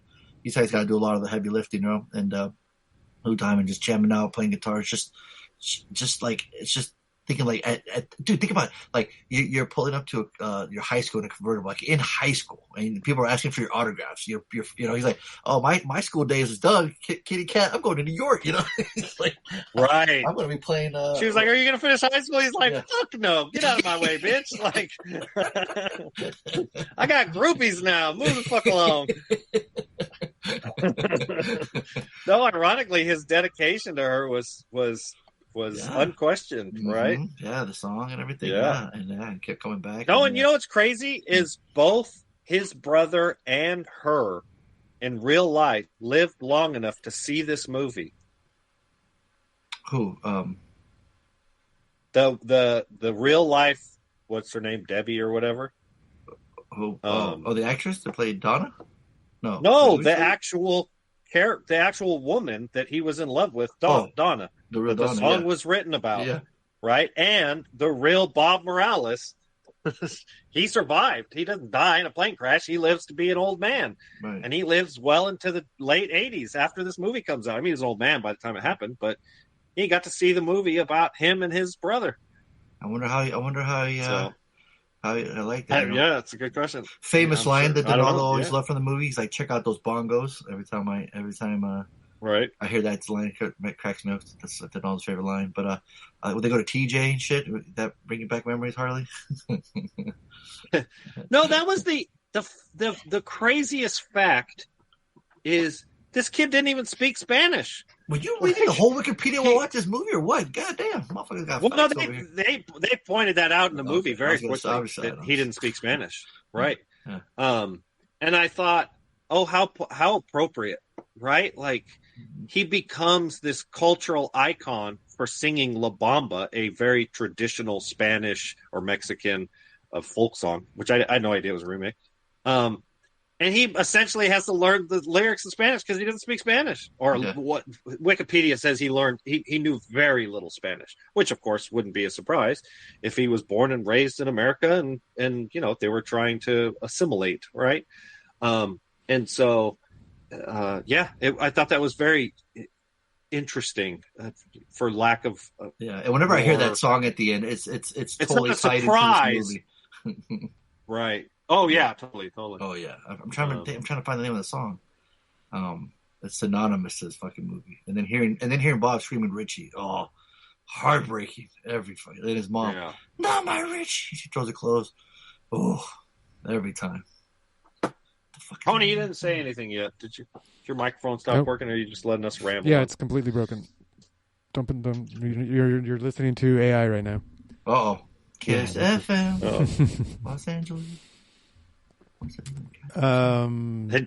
You said you saw this when you were a kid. Yeah, I don't remember it.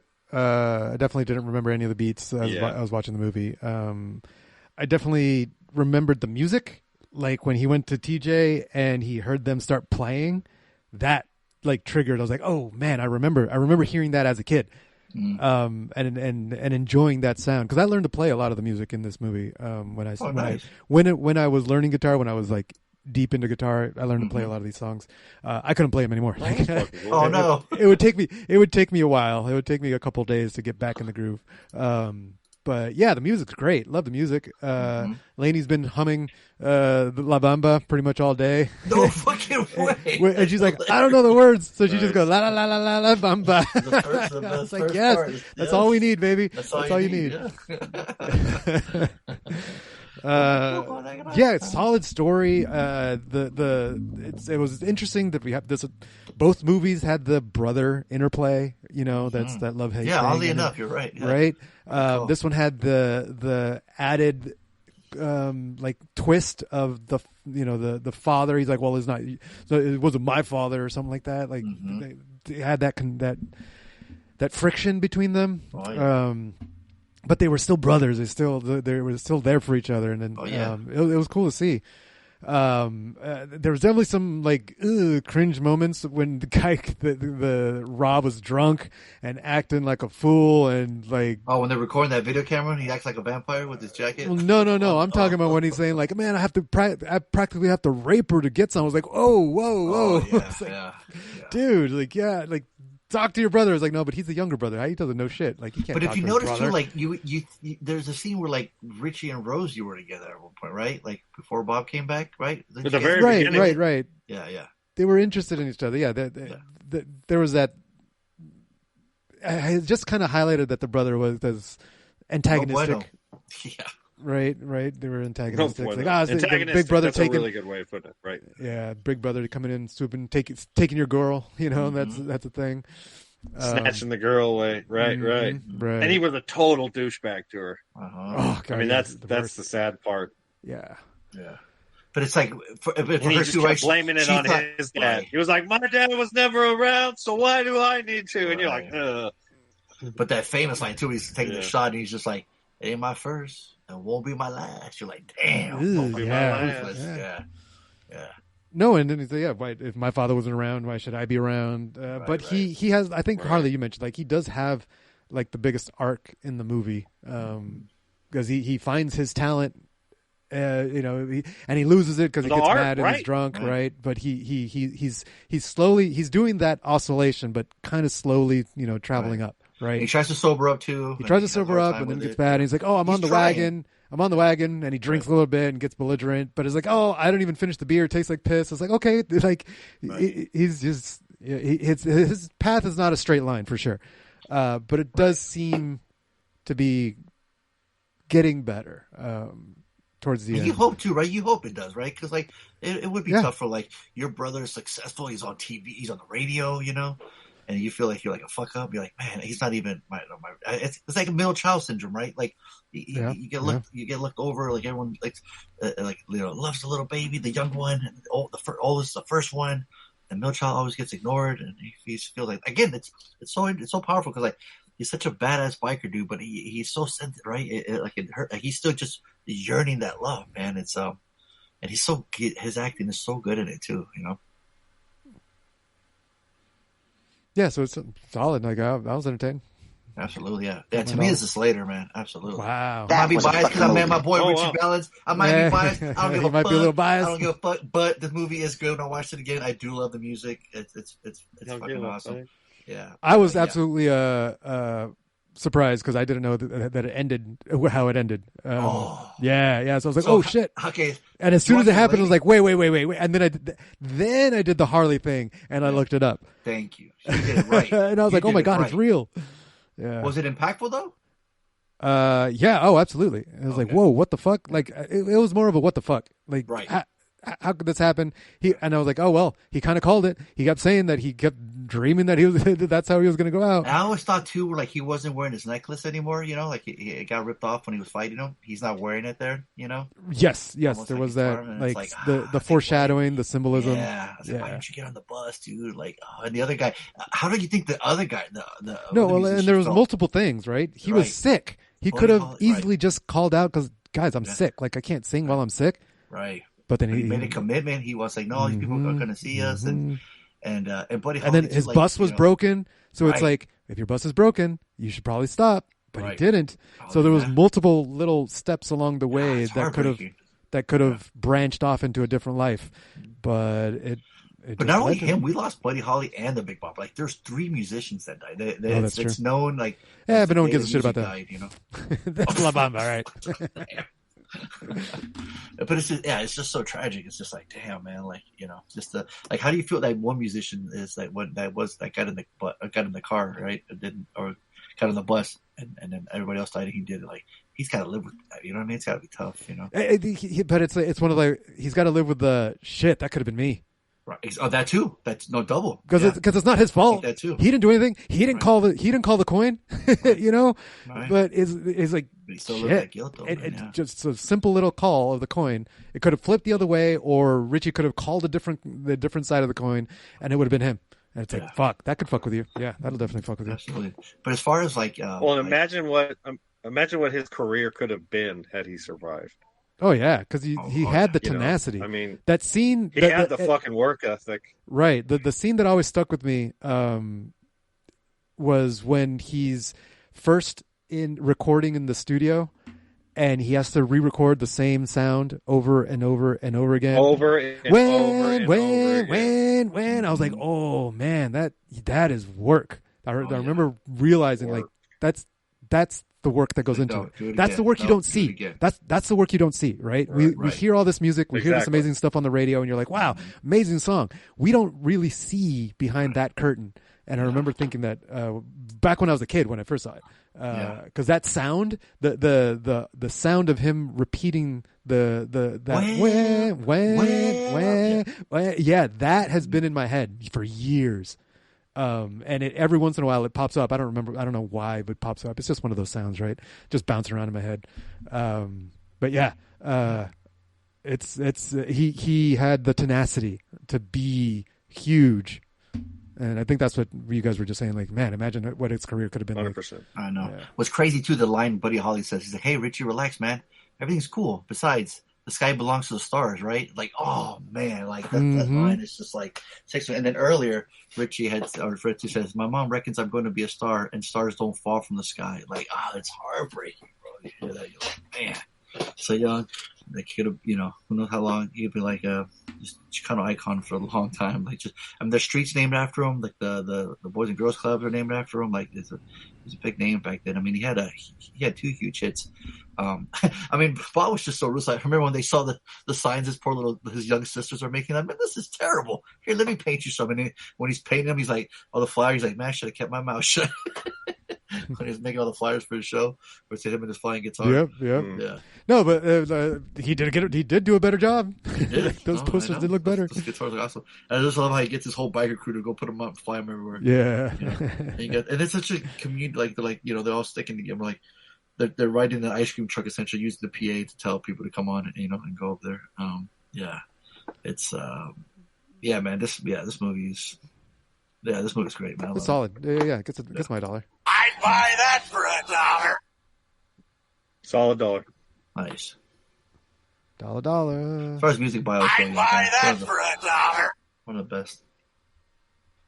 It's an early one, right? This takes place 1987. You know, this movie it's a cheap movie in the 80s, but it ages well, I think so. Mm-hmm. And performances and music. Music's timeless, right? So it's like you hear that music, it's like, man, right, you know. Right. Well, oh boy! All right, let's see how they did. Oh boy! But yeah, don't read the Wikipedia if you don't know anything about Richie Valens. I can't believe you did that, Harley. Before you watch the movie, so bad. It would have been so much more impactful, man. Don't read the Wikipedia if you haven't seen the movie.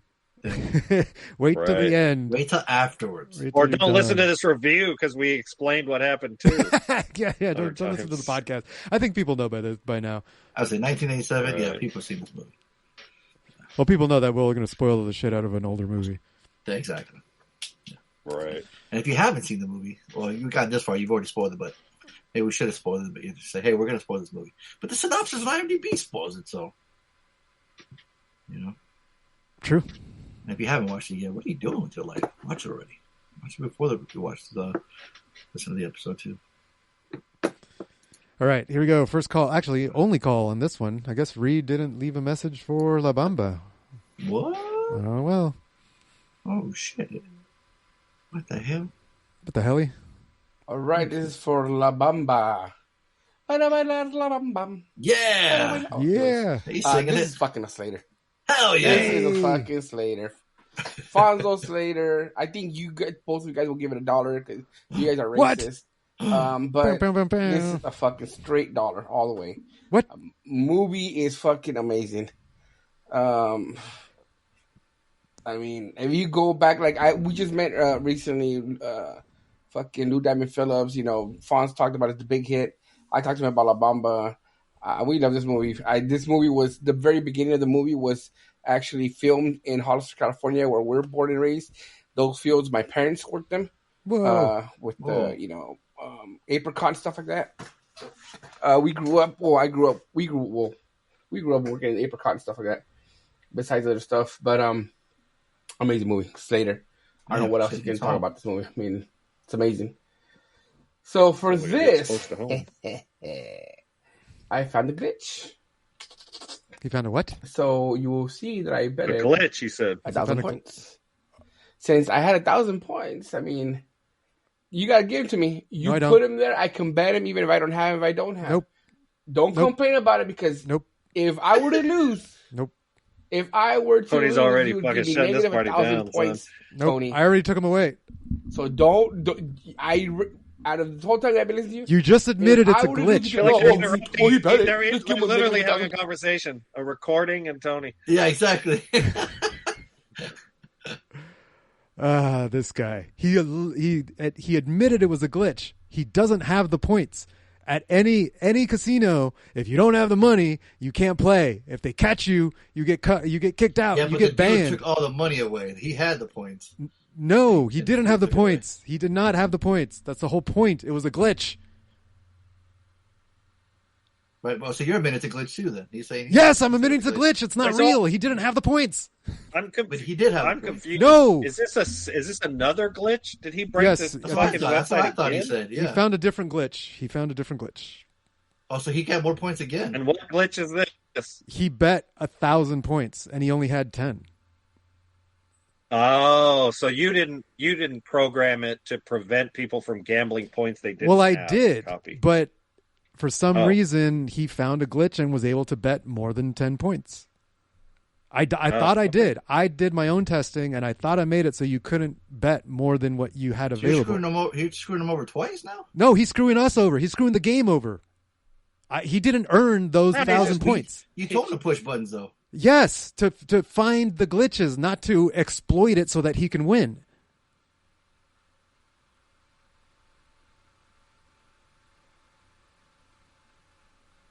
Crickets. Next caller. Again, this goes back to what does he want? Does he just want to win the championship and be on the podcast? No, he just wants the points that he got. No, he just likes stirring shit up. He likes stirring shit up. Right? You don't know that, though. He might bet more. No, wait, you don't know what? That he'll do that? Like, Harley saying he already won. How do you know that? We didn't say it's the first to 100. It's whoever has the points. It's 0.001% or the voting, right? It completely eliminates the whole point of voting. Yeah, but what if you feel froggy wants to bet 1,000 one day? You don't know that. What?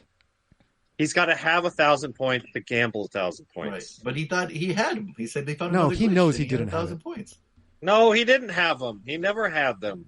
He just said he just did. figured out that he was betting. Yeah. Fonzo likes to stir shit too, so just don't listen to him. Oh my gosh! I'm just saying, he said he found a glitch, so now he's getting screwed over twice. I think it's fun. It's funny. Yeah, it's funny because it's a glitch, and he's not supposed to be able. The fucking definition of glitch. What does it mean? So, like, if I was in an arcade, right, at Vegas, and I put a quarter and it glitched out, but it gave me all that money, am I going to give all that money away, or am I going to keep it? No, they will come and take it. They will come and take it from you. Oh no, they will absolutely take it. It happens all the time. Does it really? Yes. Yes, people win people get thrown in jail for this shit. Well, I don't know. Well, no, if they exploit, like there's a couple guys who figured out an exploit and they went from like casino and like exploited the fuck out of it, and they got taken to court and they spent time in jail. They had to appeal. It's like they had blatant cheating. Yeah, no, it gets serious. Casino did a number on broke motherfucker's fingers. If y'all remember that movie, smashed his hands. He goes, "What are you, right-handed? You jack off with your left?" And they smashed this with a fucking ball peen hammer. Spoiler alert, kids. That is MPA rated, and it's rated R. In case you're curious, it might have some Oscars too. Yeah. So here's the thing: that one case that I was just talking about, the guys that they uncovered the glitch, they weren't allowed to keep the money, but they didn't go to. They appealed it and they won, which means that they didn't. Oh, interesting. Right. So it was they weren't going to jail, but they weren't allowed to keep the money either. So what they said is like, jail, Robert. You're right. So this is where Robert's at. We're not. Like he uncovered the glitch, but he's not allowed to keep the money. I say give him points, Harley, for finding 2 glitches now. He's doing the Lord's work here. Find all the problems. But he's not doing it above board. Like he's doing it to blackmail. Right? Like I would totally I could hire him and say, "Hey, find all the bugs in my system," but you cannot win the game. Because you're now an employee of the game and you cannot compete in said game. That's classic. That's out there. Like, oh, if go play any submit to any sweepstakes. Who's not qualified for the sweepstakes? Employees of the sweepstakes. Oh, good point. That's right. Yeah, you can't do both. All right, he has like another 30 seconds of his bullshit voice on here, so let's keep playing it. Rambling. I restarted. Come on, let me fast forward it. Shit. I need to fix it. All right, this is for La Bamba. Yeah, I know it's for La Bamba. It's not letting me fast forward. We need to hear his picks anyways. Did you guys get it? Right, but now we have to listen to his whole minute. I'm all right. He nailed it. He nailed it. Anyways. Stop it. Stop. Let me see. See if I can download this shit. All right, this is... it's not letting me download. Urgh. All right, this is for La Bamba. Fuck. La Bamba. Save as. Yeah, save as. Anyways, this is fucking a Slater. This is a fucking Slater. Fonso Slater. Let's see, does this work? Did this work? VLC. Come on, VLC Media Player, play this. All right, this is for La Bamba. La Bamba. There we go. Slater. This is a fucking Slater. Well. Yeah, well. He is fucking... do it again, however. Do it again. I mean, if you go recent fucking New Diamond... Yeah. There was home, there were those fields, my parents worked them. We grew up... Yeah, you grew besides up... other stuff later, can talk about this movie.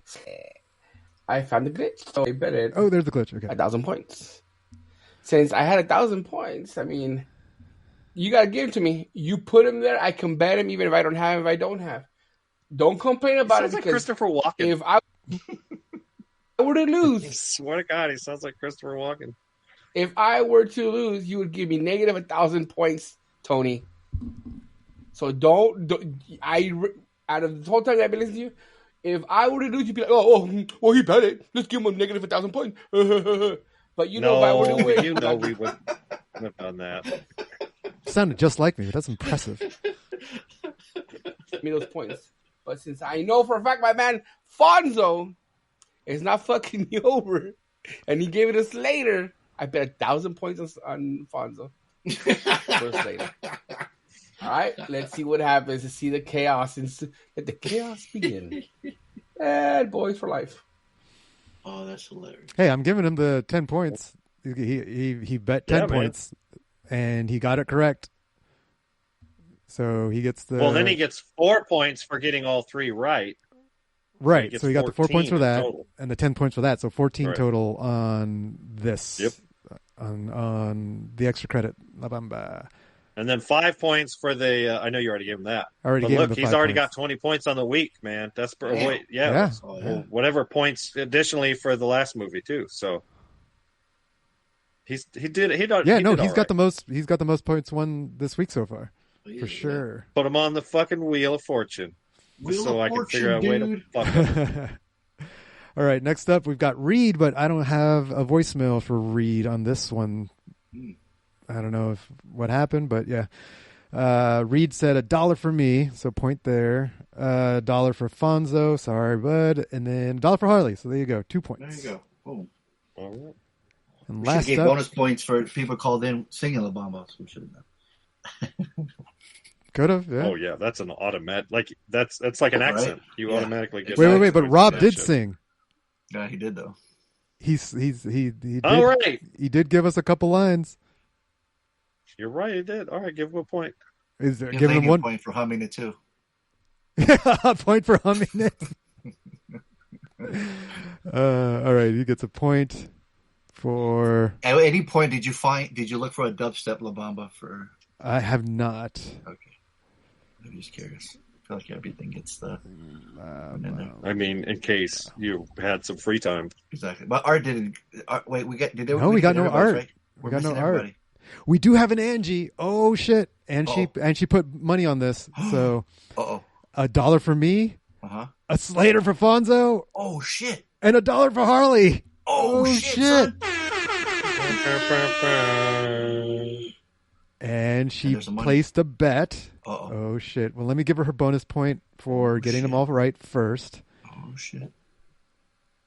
Yeah, this could be a big swing. Oh shit! She put 5 points on the triple, and she got it. Oh shit! So what does that mean? Right. Does that mean 15? She got 15 points. Damn. All right. Yeah, she just won 15 points because she put 5 points down on the triple rating guess, and she nailed it. Whereas Rob, he put 10 points on just Fonso's guess, which he nailed it, but she got the triple. Oh shit! They're killing it. Dude, this was an amazing week. This is a heavyweight fight right here. Yeah. Tony, on a side note, challenger. Yeah. Correct me if I'm wrong, but you're allowing them to gamble any amount of points on a single bet. Yes. Single, double, or triple. So, yes. How does it behoove them in any way to gamble on all three? Why not? What do you mean behoove? Because them? you're so. Fuck am I a cow here? A horse with... I didn't say behoof, motherfucker. I said behoove. Traditionally, somebody gambles 3 times. Yes. 10 points, but they had to guess. They had to guess all 3 right. Now you've allowed it that they could bet 10 points on only one person's rating. Yes. Now you could, of course, do 10 on Harley, 10 on and is that what you're saying is a triple? Right. You can bet. No, you can bet. You can bet individually. No. You could bet individually on each of us, and that only gives you a 1x multiplier. Right. You bet 5 points, you get 5 points. Sure. You can bet on 2 of us, and you get a double. So you bet 5 points, you get 10. Or you can bet all 3 of us are going to be correct. And that's a triple. I feel like if you get all 3 correct, you should get another bonus. Like you should get. No, they're already getting a bonus. They're already getting a bonus. We're already giving them a point for getting all 3 correct. Man, that'll just glitch out the system, Harley. Relax. No, but we already do that. I'm saying, we already do that. We already give them an extra point for getting all 3 right. No, he's talking about a trace plus. Right. He wants a bonus points. But why do you? But why? Okay, why do you want to add? Why do you want to add more to what's already going on? Oh, his math is terrible. He didn't realize. No, what I'm saying is because usually I would say, and our listeners that have been listening to us for fucking years, right? Better part of a decade, for God's sake, they know us pretty well. And they know if Fonso picks a fucking horror movie that he loves, he's going to give it a Slater. So they could say 100 points on Fonso Slater. Or I pick a historical drama, they know I'm going to give it $1. So they 100 points on Harley's $1. It doesn't matter whether you gave it a waste of time or $1. Right. Correct. It's objectionably easier to vote or to gamble on one single thing. Yes. And so that's all I'm saying is but you're not saying anything interesting. That's not new. I think everybody understands that that's easier to bet on one person. Oh, Harley, you broke up. Okay. Say that again, Harley. Never mind. So what's your I'm point? sorry. What is your Tony. point? I don't sorry. understand your point. Next caller. That's why it's 1x. Tony, just keep... I don't get it. It's like all I did was, you know how we had, we remember how we used to have doubling down? Yes. Right. I just made it so you can double down on anything now individually. Before we said you can only double down if it was a Slater or a pile of shit. But and what now, if I want to rob base and I came to get down? Right. So now you can. I got rid of the double down thing, but you can put any amount of points on a single person for any guess. That's all I did. I just kind of loosened it up a bit. What if I want to boogie down? I like how Tony it doesn't even phase Tony. Like he doesn't even slow down with the rap lyrics because of course he doesn't listen to rap. I came to get down. I think cookies in a plastic bag. You're crushed by a building. Tony's on point. No, there was one thing he did. Remember we were shocked. Remember we were like, it's true. There's every once in a while I'll know what you guys are talking about. But got hit with one there. That's what Fonso's doing. He's a shotgun approach. Just keeps trying. Keep right. I love big butts and I cannot lie. yeah. And these other brothers. Yeah. I hate up all your crackers and your licorice. Oh shit! There you go. Hey yo. All right. Who wants to know? Who got the most points this week? I do. It might be Angie now that she bet. Yes. She won that. So check this out. That's right. So we got the biggest loser this week was Reed with -1 point. Art didn't get any points though. Art didn't get. He got 0 points. Right. Reed got -1 point. Oh shit, son! So he got 2 points for. Do they drive backwards in New Zealand? I feel like that dude's always going backwards. He got 2 points for guesses, but then he lost 2 points in gambling, and then he lost a point for getting them all incorrect. He's from the future, and he's going back in time. I guess he can afford it because he's in the future, right? Yeah, exactly. So between our two heavyweight fighters, round one, one of them got 19 points, and one of them got 23 points. That's a fucking close one, yo. Right? Man. Oh. So one of them got 6 points in guesses, 2 points in bonuses, and 15 points in gambling. The other one got 6 points in guesses, 10 points in gambling, and 3 points in bonuses. The winner this week is Angie with 23 points. Damn! Now, here's the caveat. Robert had 1,000 points. Robert got 5 points. How many points did you give him, Harley, for the guessing your Coronas? Banana box? The Corona count earned him 5 points. Right. Are we counting that as points on this episode, or is that outside of this episode? I don't know. Because he put on the messenger. But it's outside of the episode. The actual points, right, was on the chat. That had nothing to do with the episode. So for me, I tend to agree. It seems like okay. But he ain't getting 1,000 points. Shut the fuck up, Rob. I'd give him the 5 points. You already fucked him twice with 1,000 points. I should give him 5 points. I'll do this. I'll do this, and Angie, you can yell at me. Harley posted it on the Super Bowl on Sunday before we recorded. We're recording today. Well, he already asked the question. They can. But how about we put both of them on the wheel? We just put both of them on the wheel. Yeah, put them both on the wheel, and then from now on, it's only points that's counted during the podcast and not bonus during the week. Bam. Sounds good to me. Just so we all know, that was just the deltas, right? So the leaderboard right now is Angie with 130, Reed with 117, Art with 97, and Rob with 34.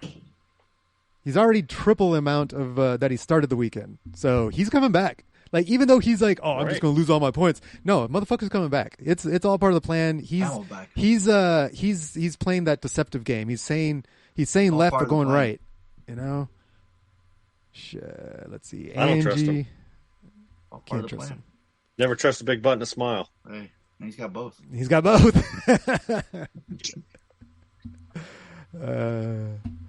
Let's see. Share my wheel. Look at my wheel. Look at my shit. All right. Look at my shit. Shuffle, shuffle, shuffle, and we're spinning. Getting term for life insurance has never been easier or faster. Oh shit! Oh shit! Is it going all the right? Nope, it's coming to me.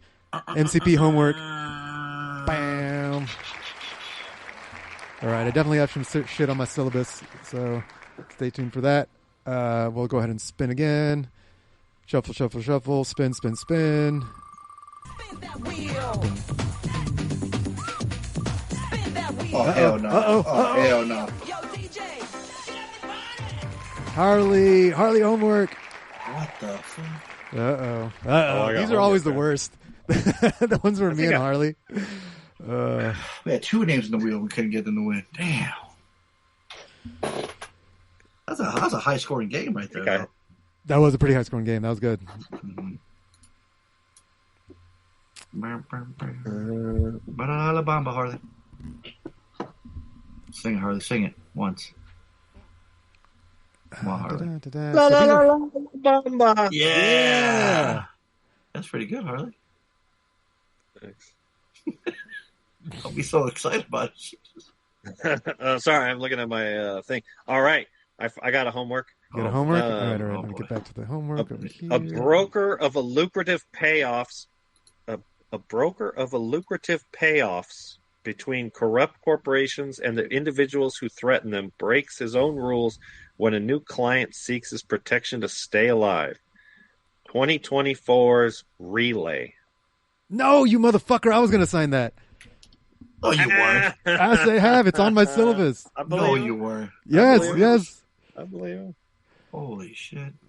Awesome. Oh, you did it again. You stole somebody's movie. Yeah, man. He keeps stealing them. Did you hacking my system over there? That's like, You got it. That's the only somebody has it in the homework I syllabus. have They can't put it on there. Let's see. All right. That means I got to find something else. That's okay. All right. That's on Netflix. Currently streaming on Netflix.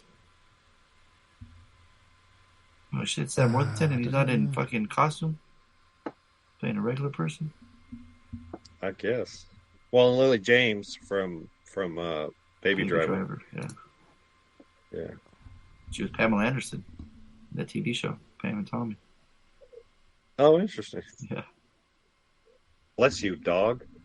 Kazoo type dog. Okay, so I saw this YouTube of like top Tubi movies.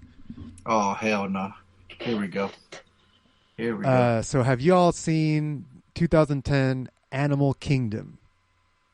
Yeah, it's a TV show. We watched it a long time ago. No. This is what year? It's got Guy Pearce, Joel Edgerton. Yes. Yeah, you've seen it. What movie? When? 2010? 2010 Animal Kingdom.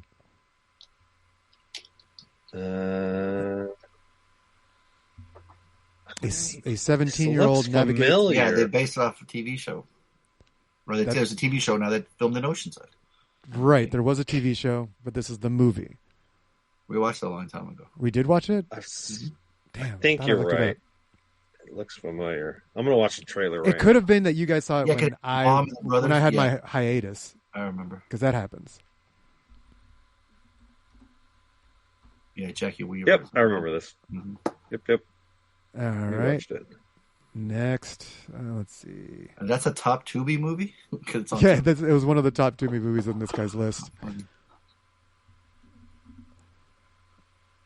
Okay, how about, let's see, 2024? So Torn. SEWTORN. A seamstress gets tangled in her own thread after stealing a briefcase from a drug deal gone bad. That old chestnut. Never seen this one. Nope. Written, directed by the same person. Wait, how is it written twice by the same person? It says Fred McDonald and Freddie McDonald. We got twins here? What? We got double credits? What's going on here? Let's see. Let's see if they look different. There's Freddie. They're probably brothers. Freddie, yeah. They're brothers. Brother from another mother. No, but they're brothers. Let's see. I just never seen that before. It's funny. Two names. Right, that is weird. I wonder if they're both named Freddie or Maybe one's Frederick and goes by Fred. What if they're not brothers? How crazy is that? They both worked on this movie. We're gonna find out. Fuck this shit. Freddie directed and wrote it, and then another writer is Fred McDonald.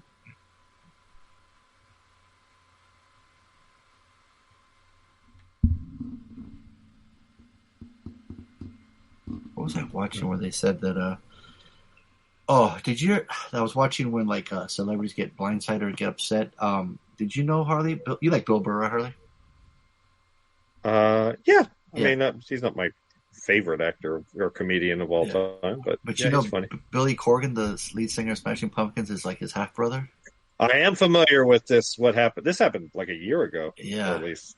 But Howie Mandel had they're related. on the They're podcast. Like half brothers or some shit, right? But the way Bill Burr describes, he's like, our asshole father. He's like, he couldn't tell us apart or whatever, or he had us not too far along from each other, and he named us both Bill. I'm like, that's right. But yeah, but what the fucked up part was Howie Mandel didn't tell he was going to have Billy Corgan on the show, and he kind of like, I actually am familiar with this, and it was a dick move by Mandel. It was, yeah. Kind of blindsided. Corgan's like, I'm sorry, I thought this was cool. I thought you knew, and he's like, no, he's just doing this for fucking views, and I'm like, damn, it's fucked up. Yep, it's pretty shitty. With that said, we got homework and credit. Bill Burr wouldn't be the angry comedian he is with his success if it wasn't for his douchebag dad.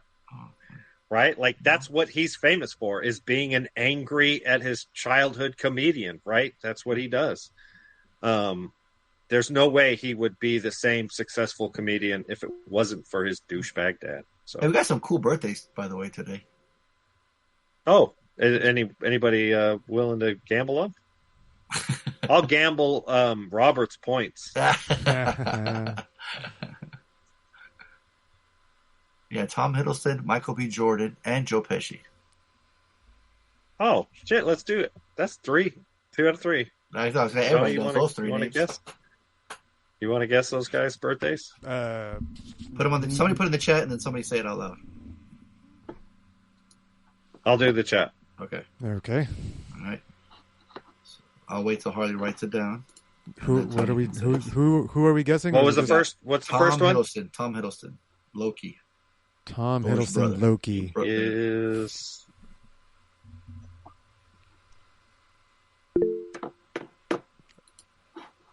I heard a bloom, so that submitted. means Harley that you posted. Submitted. Yep. Okay. Yep. 40. I'm guessing 40s. 47. 47. Okay. Harley said 42. I went 42. Yeah, he's 45. Oh, I think that's closer. Good job. 1 year closer. You got me. Yeah. Yep.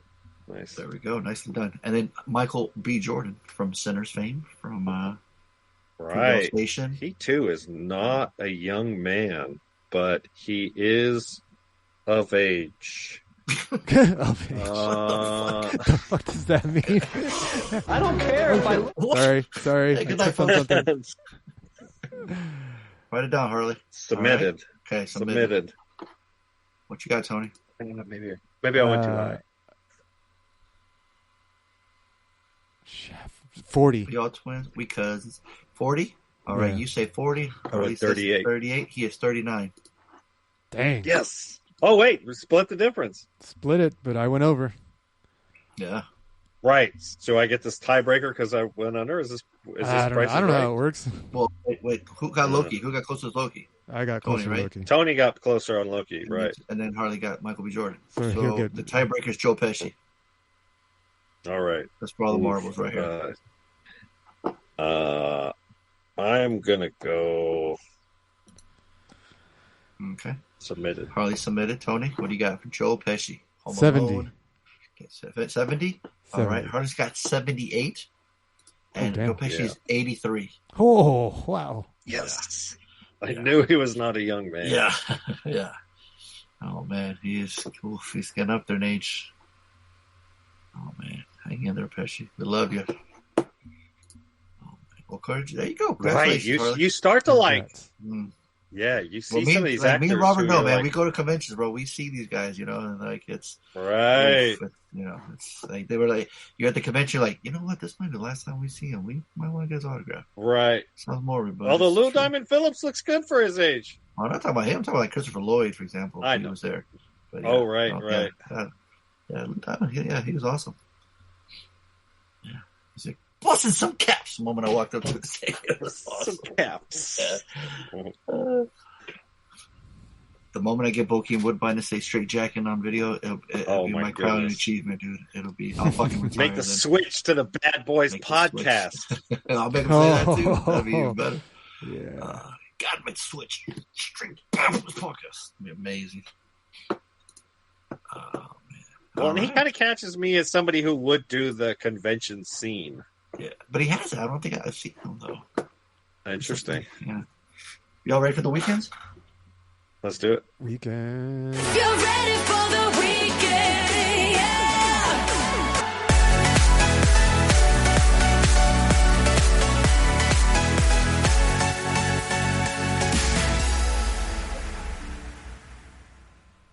I think I'll go first because I had the most chill weekend compared to you guys. We didn't do shit. Well, there you go. Friday we were so Saturday we were supposed to go out. We bought tickets like at the beginning of the year. I think it was actually in December for two friends coming to Nova down here, the club that we always go to, on Saturday night. So we're like, okay, we're gonna stay in Friday. We're gonna save our energy for Saturday night, and so we can go hard Saturday. It's why we didn't go with Harley because I know they went out Friday night. It's why we said no to everything. I was like, no, okay, cool. So then we started drinking, and everything was going great. And we were like, we were pacing ourselves. We were doing great. And I was like, okay, getting ready for bed. I took my sleepy pills and everything, and then my brothers messaged me that they're playing the game. I haven't played with both my brothers. We haven't found a time in like months to play together. So I'm like, okay, I'll play like a game or two with you guys. So I go play, and Lainey starts pouring the drinks. We get. She's like, oh, let me pour the drink so help you stay awake. And she pours herself a drink, and yeah, Oh boy. So I mean, I think we had a good time with my brothers. I think we had a good time. I don't remember exactly, but yeah, we went too hard Friday night. So then on Saturday, we were like, yeah, we're not going out. So we didn't do shit Saturday. We didn't do shit yesterday. We did go out, and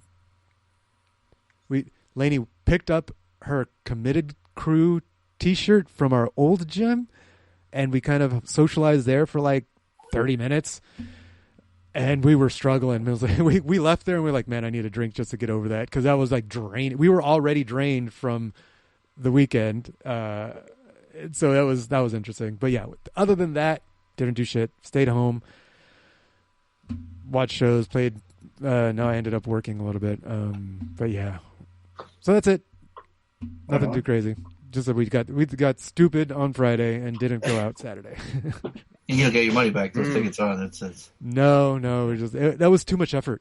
We didn't have the energy even to like sell the tickets, because we could have. That happens all the time. People sell the tickets all the time. Right. But we're just like, I just don't feel like my brain does not. Oh, well, part of the reason that we're so drained mentally is because we've been dealing with another leak in the house. Oh. We had another pipe leak, another pinhole fucking pipe leak. So we have our tenants and dealing with the flood and the tearing up the floor and the bathroom. Was like, so we got to deal with that again. And we've been trying to we're like, okay, let's just repipe the whole fucking house. So we've been dealing with finding a crew that can come in and repipe the house within like 2 days.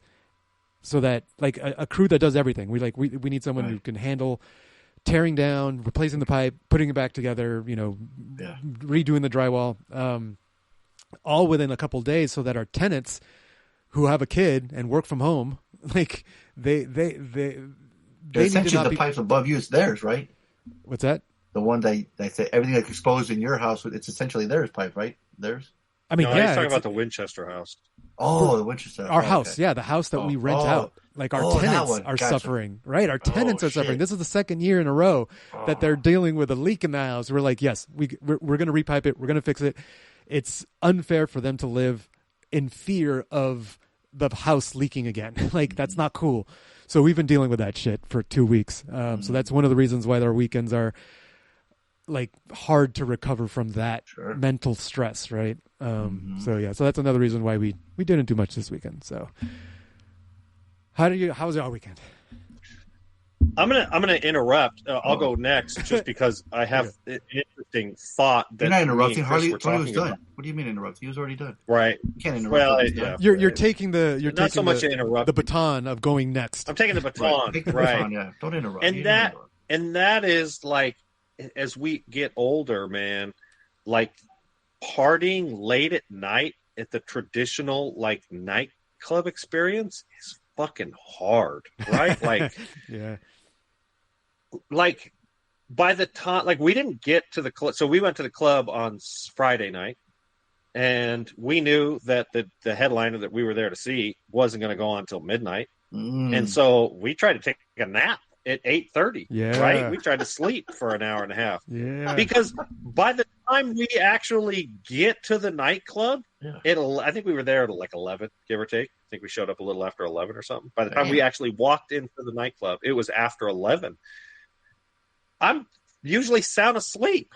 Like, it's not long after that I wake up for my first midnight piss, right? Where I go back to bed. You know what I mean? Like, right. So just staying, like, getting ready, like, It's like, rallying. why are these people awake? Right? It's so loud and rowdy. It's like 4 o'clock, and I'm like, I'm going to drink some caffeine to keep me through the night, right? Like, it's this crazy, and you know, we're medicated. The second the medication wore off, man, I crash. I just become physical. Now, I did a crazy bicycle ride earlier in the day, too. I rode all the way down to the waterfront and all the way back, so I must have done like 10 miles or something. It was insane. But that was earlier in the day, but I'm sure it just wore it out of me. Because, like, and we stayed till 2. We stayed till it closed. Dude, I can't remember being so tired, like physically exhausting. Like, my brain's going right, and I'm dancing, and I'm like, yeah, it's, and I think a lot of it's just because age, and I'm used to going to bed early, right? I'm not a night owl, and I suspect your guys' gym routine forces you to go to bed super, super early. So staying up late, I could imagine. And then, of course, if you're hungover for the night before, that's a no-brainer. Yep. It's a non-starter, totally. So, all right, so I'll rewind a little bit. Just because every day is a weekend for me. So I think it was like Wednesday, we went to Coronado, and Chris, myself, and Steph, we went and hung out at Coronado Island at the beach. Just hung out at the beach. Just a beach day. So that was really cool. Yeah. What's that? It was hot that day. Oh, it was. Yeah, it was really, and that's, I think, why we picked it, because it was really nice. We had like a nice umbrella, and just hung out and chilled on the beach, and it was kind of dead. Although I actually swam. I was like, you know what? I went into the water like up to my knees, and I was like, it's not that cold. and so I was like, yeah, I'm gonna go swimming. So I go swimming. Yeah. And I'm in the water for like a good 10 minutes before I'm like, all right, I'm cold, right? Like, and I come out and I sit down on the shore, and then like some other kids are like wading in the water, and then the what's the ambulance? What the fuck, the lifeguard, right? He drives by in his truck, and he pulls out the bullhorn, and he goes, "Get out of the water! It's poisoned." Like, it's lit. The water's polluted. You shouldn't swim in it. It's been contaminated, right? So whatever, the bacteria levels are too high, and he claimed it was from Mexico, and that the water had. And then I go online, because you can go online. There's some website that'll show you the water conditions. Sure enough, it was not advisable to swim in. So I was like, oh, that's cool. So maybe I'll get some weird disease from swimming at Coronado. Luckily, that was a week or 5 days ago, and I'm fine. So, went swimming at Coronado despite the water being filled with shit. Did the bicycle ride Friday. That was really cool. I rode all the way down. It was just me. I didn't have Connor with me, so I just was like, I just kept going. I rode through Balboa Park, and and then I don't think we. What's that? Oh, did we? That was this week? It must have been earlier in the week. So we hiked Cowles Mountain. Have you guys ever heard of that? Cowell? It's Cowell. It's out by, where was it, babe? It was out by like SDSU. It was a little east of the stadium. Snapdragon Stadium, and there is I think it was 3 miles, but it's 1,000 feet elevation gain, and it's real technical. It's a lot of rock, but a lot of people like jog it kind of thing because they really want to get some exercise in. And so we hiked Cows Mountain. I think that was like Monday or Tuesday, and then we got a parking ticket for not turning my wheels towards the curb. So that's the picture you posted. Right. That appropriately ruined the rest of my day because it was a $90 parking ticket. I was absolutely furious that because the sign that says turn your wheels to the curb doesn't say anything about like San Diego. It doesn't say like this is important. Doesn't say punishable by a fine. It just says turn your wheels towards the curb. And nobody else had their wheels turned either. So it was like, it's an incredibly common, and I just see it as like chicken shit fundraising. It's when like the fiscal conservatism comes out, and I'm just like, fuck you. Like if you want to fundraise for your state, then just call it a tax, but don't pull this chicken shit stuff, right? Especially like first time offense, like kind of thing. Like it just seems tacky to me. It doesn't give a city a good name. Right. Especially because it's like, it's going to be a ton of tourists that get nailed with that parking ticket. Right. Like the locals know. Right. They know because they've been nailed before. But the tourists, like, we don't fucking know. There's a parking sign every 100 yards, and I parked at the 50-yard line. And so I didn't see it until after the ticket. And it was like, this is bullshit. Right. Like, if you're going to start writing tickets for night, see, I'm already rambling because it put me. See, fuck you. I'm mad again. God damn it. Hey, I've been Cows Mountain. Focus on the views. Focus on the views. It was beautiful. We had beautiful views. Thank you, babe. I've been to Cows Mountain. You could I've see done it. Yeah. In case you missed it. Cool. Yeah. So you'll remember. Mhm. Yeah, it's a nice little hike, 3 miles up and down. So we did it early in the morning, so it wasn't hot. Which side did you go up? The south side or the west side? I can't remember which sides they are. But like there's 3 different sides you can go up? Right. It would have been the north side. North side. Okay, let's see. I think it's the most. Okay. I think it's the most likely because there's a huge there's a bunch of benches at the bottom and there's bathrooms and stuff. Like I think it's probably the most commonly. But yeah, there's another you see a road that goes off east. I think it's Clintee. And then there's another one that looks like it's northwest. And no, we did this will be the south route. I think it's the most traveled probably. Cool. But it was cool. It was fun. And then that was earlier in the week. And then like I said, we went to the nightclub on Friday night. That was cool. What did we do on Saturday, babe? Anything? Nothing. Not a goddamn thing. Sat around and smoked weed all day, right? I'm sure I went to the gym. That was yesterday. Did I go to the gym? I don't remember. Today. I went today, but I don't remember if I went yesterday. Yes, we did. Yeah, we did.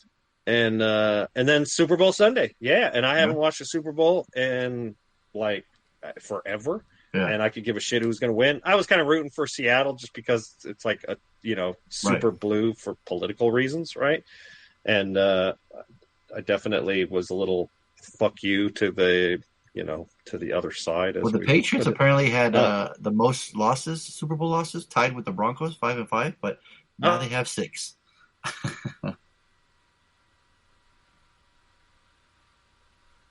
Oh, did we lose him? He's still there. Oh, nope, we lost him. We lost him. Yep, he's gone. All right. Okay. All right. Oh, and he's back. I'm back. We've actually been doing good tonight. I know. I was going to say, towards the end. That's how you sign. The internet's cutting out. I'm sure now it's going to start. So that was Sunday. We had Steph and Chris. They fucking barbecued pork ribs and multiple kinds of steak and potatoes. And, dude, the food was on point. And of course, I had 39 Coronas. Actually, I think it was 20 something Coronas, and the other 18 were Bud Lights. They had a bunch of Bud Lights buried in there. Yeah. And you got it all for $13? Piece, baby. $13.19. And yeah, they did charge me for like a 12-pack worth of CRV. It did cost me 60 cents on top.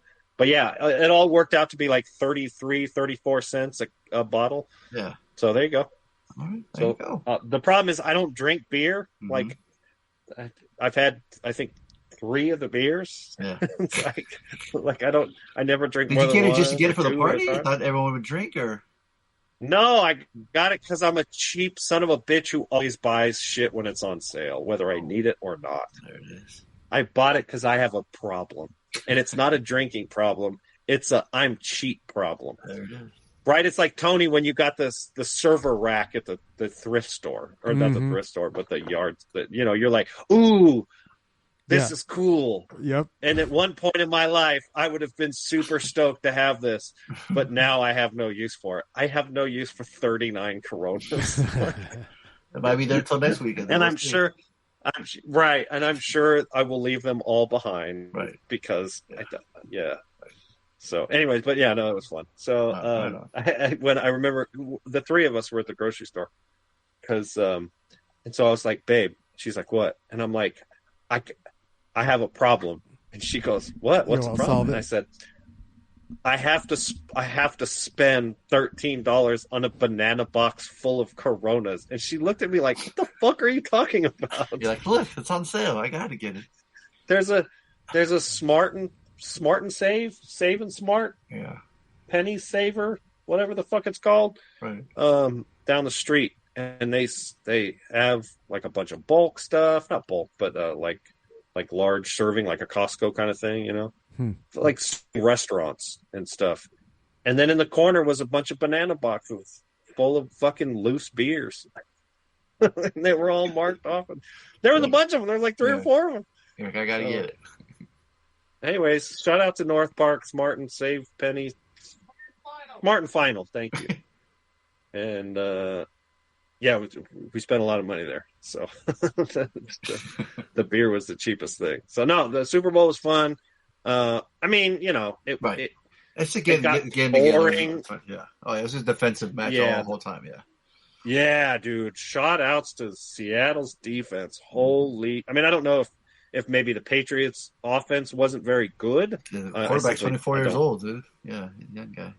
Right. So. Well, they beat Denver's quarterback to get in there, right? So yeah, would have been a better game. Yeah, so I don't know. Yeah, you'll know more about that, but it was a fun game up until about the third quarter when New England scores, you could see finally like, we got a game, clearly, right? And they just got out of hand. Yeah, but clearly Seattle was just over. Eventually, they started scoring, and so at that point, but I got to watch some of the. Yeah, they always said defense wins games, man. So that was cool. And then, today is Monday, so we postponed the podcast for good reason. And today we didn't do anything. I just went to the gym. So, yep. What about you? They're repaving my street, so we got to park far away. So when I take the kids, I got to walk. Oh, crazy! Yeah, take them. But Saturday, me and my friends, we went to Hollywood to the Fonda Theater. Watched a little rock concert, a little show. And speaking of, being out late, the doors opened at 6. We didn't get out till like 10:30, 11. And I was headbanging. I was jumping up and down. I was good. So when we started walking away, and there's only 2 steps to go from the floor to up to the bar and then to the exit. Lifting up that right leg for whatever reason was like sore. It was like, oh, I'm like, dude, I was just jumping, moshing. I was totally fine. But for whatever reason, lifted up my leg to go up the step was like reminded me how old I am. I'm like, all right, I'm fucking old. I get it. I'm like, why am I fucking moshing and jumping up and down? No problem. But this fucking hurt to go up the one step. It's kind of funny. But it reminded me of the same time when I was at Petco and I was standing even longer that night. But walking up those stairs was like, oh, that's painful. So yeah, I think I took some ibuprofen beforehand just I don't know, but it was a fun show. It was really fun. Got to see Wednesday 13. I've been wanting to see him for a while. He's kind of like shock rock, kind of like a Marilyn Manson style, punk, like horror punk. Cool aesthetic. Has an umbrella that says "fuck." It's like, how many people here like to say the word "fuck"? And everyone's throwing the middle fingers in the air, and it was a good time, man. It was fun. And then, before that, we went to Cantor's Deli. It's a famous spot in L.A. Jewish delicatessen, been around forever. Lots of movies. In fact, one of the Super Bowl ads was filmed in there because the waiter that was there, he's like, "Hey, check this out. There's going to be an ad playing at the Super Bowl that they filmed here." I'm like, "Oh shit!" I swear to God, I think we sat in the same booth that Elle Fanning was in the commercial. That was kind of fun. But the place is also known for Guns N' Roses hanging out there all the time and essentially forming the band there. There's a picture of them. There's a GNR Guns N' Roses booth. So he specifically asked, hey, as a joke, like, hey, we gotta ask if we can sit in the Guns N' Roses booth because it's kind of interesting. There's like right when you walk in, it's like the bakery, bunch of arugula, all this awesome dessert, and they got the whole like just to set the tables. You go up to another level, and it's like the old school like wraparound seats. You know, it's like almost like a big like a U essentially, right, with a table, and it looks like that. And then in the back, it's like a hall with like a bar, like a little secret bar. It's like, holy shit, old school rock stars used to hang out there all the time. Took photos of them on the wall. The food was good. I got like a pastrami Reuben. I'm not a fan of sauerkraut. Never ordered sauerkraut, but everyone raves about the Russian sauce, which essentially is like Thousand Island, which was I got it. I was dipping my fries, dipping my pastrami in it. It was good. So they put a lot of cheese on top of the sauerkraut, so it kind of took away the flavor. But with the pastrami, shit was good. I'm like, all right, I get it. I see why people like it. But everyone's like, you gotta try the matzo balls, you gotta get the pickles. I'm like, sure. And the guy Jimmy, the orator, he was awesome. He was hooking us up. He was like, I go, hey, it's my first time here. I'm excited. He's like, oh yeah, okay, cool. He brings up a little sampler plate of dessert. I'm like, oh hell yeah. And he's like, hey man, you guys want some? You guys gotta try the pickles. We got some pickles. I'm like, sure. My man brought us a ton of pickles. Man, he gave us some pickles to go. In fact, when we were leaving, the car smelled like pickles. It was so funny. I felt bad for my friend who drove. I was like, dude, your car's gonna smell like pickles for like weeks. Started laughing. But I never had this experience where I'm gonna ask you guys if you ever had this experience where the waiter, he's clocking out, right? So he's got to leave. So he's taking our payment, right? Gives us the receipt. We get the cards. And this other girl comes in. She's like, hey, he's about to leave. If you guys, can pay, then now he can get paid. And then, we'll take care of it. And my friend's like, he said a bunch of food on his plate. So when he said that, he was like, okay. He's like, yeah, I'll pay when I'm done. And she just stands there all awkward. We're like, oh, fuck. This is awkward. She's like, yeah, but I have to get it so he can get paid. We're like, well, he already just told us like it was cool, or just pay and then I'm done. He's going to get paid regardless. So she just stood there, and then my buddy's like, all right, make it awkward. I'm going to still eat. And she goes, I'll be back in 5 minutes, and then I'll come back for the payment. And I'm like, 5 minutes? I'm like, so because at first she said, I'm not rushing you, but I'm like, it sounds like you're rushing us. You guys ever had that experience? Like, where the waiter? No, I haven't. That's weird. Yeah. And ironically, I was at a Jewish deli on Friday in San Diego eating a pastrami sandwich with sauerkraut. Did you really? So that is yeah, crazy. Mike, the next door neighbor. Yeah. He always likes taking us out to lunch. What's the place so called? The four of us went out. I looked it up because I can remember. DZ Atkins. Okay. How was it? Yeah. It was good. I love pastrami. I have pastrami regularly, and I love sauerkraut. So, yeah, the pastrami was amazing there. I guess it's been there for like 40 years. Gotcha. Okay. The restaurant. Yeah, it's been there forever. Funny. And I've never been to a Jewish deli before. Yeah. But, that's what they swore by. I'm like, all right, I got to try that's that a one. weird. That's a weird one. A weird shift. I mean, actually, obviously, waiters will leave or the shift's over. But we here gotten the receipt. Go, oh, doesn't it matter when we pay? Like, he's still going to get the tip, right? Even though he's clocking out, like it's still already the timestamp of the payment, right? It's like it doesn't work that way in every restaurant. That's one of the things Lainey has taught me. Like if someone's clocking out, and you don't close out right away, the tip won't go to them. It'll go to someone else. To the waitress, her then to the right one to the next one that got assigned. So that's why he's like, hey, I want to, if we can get his payment so he can get paid. Yeah. It was just weird the way she said it. She was like, well, you need to pay right now, and he's like, but I'm still eating. we're like, are you rushing us? Like we've definitely done it before. Where we're like, okay, we're going to pay right now, but we're not done, and we're going to stay for a little while longer. Right. Just transfer us over to the next one in case we want something else. Yeah, she could have said that, Right. There is a way to handle it. Right. It sounds like this person did not know how to handle it. Yes, thank you. Okay, yeah. Yeah. Because we looked at each other like, that was awkward. What the hell? Like, geez, like I know he's gonna get paid. Yeah, I'm lucky because Lainey worked in restaurants for like 10 years. Yeah. So she like handles it for them. If they're awkward, Lainey makes it not awkward. She's like, okay, well, can we do this? Can we do this? Okay, we'll do this. Like she'll just walk them through it. But yeah, job. it sounds like you got the awkward experience. She would do that. She'd be like, oh, okay. Oh, you know what? Okay. You know what? You don't have to leave. Just make the payments that way he can get paid when it's collecting out, and then we'll go there. yeah. But she was like, "Okay, you need to pay right now." We're like, "Damn, yeah." We looked at each other like, and he goes, "Man, I was purposely not going to pay her, But since Jimmy was so good, we wanted to make sure he got paid, Yeah. And she was fucking rude. It was like, "Damn, having a bad day. What the hell's going on?" But that place was awesome, though. Entourage was filmed there. Curb Enthusiasm. The waiter showed us a picture of Anne Hathaway he met, and who else was there? A bunch of other people. I think Be Cool. It's got that old timey like restaurant. It looks very cool, like very filmable. Very old timey Hollywood. It was cool. So that was an awesome spot. Then we hit up Amoeba before the show. They got in line and then watched the show. It was awesome. And then Sunday, I had a potluck with my neighbors. We brought some food over. And that's like I'm showing those pictures. People, everyone came over, brought some food. We played some squares, so I broke even. I had a 3. I'm like, all that New England had to score was a fucking field goal, like 2 quarters. They couldn't even do that. I'm like, fuck, man, I could have won like 3 times. It was pissing me off, fucking New England.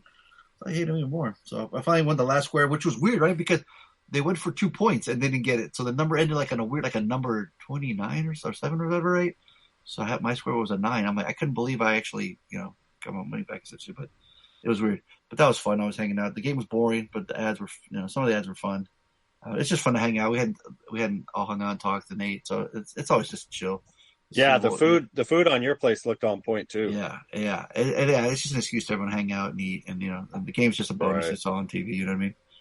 So that was fun. Yeah, and I had finished the movies that morning before too, so I was like, I'm gonna watch them, and then Super Bowl. Then today, chill. Like I had the streets paved, and so I was like, I can't really. I'm driving. If I do, I gotta. I don't want to lose my spot either if I left the car. Because everyone's parking in the same spot essentially. I just rearrange some stuff in my room, clean things up. That's it. So that's it. That's gonna do it. That's gonna conclude episode 764 of the Bad Boys Podcast. We just randomly ranted all things. I've been Boy Fonso. We ride together. Harley, we die together. MCP, Bad Boys for Life.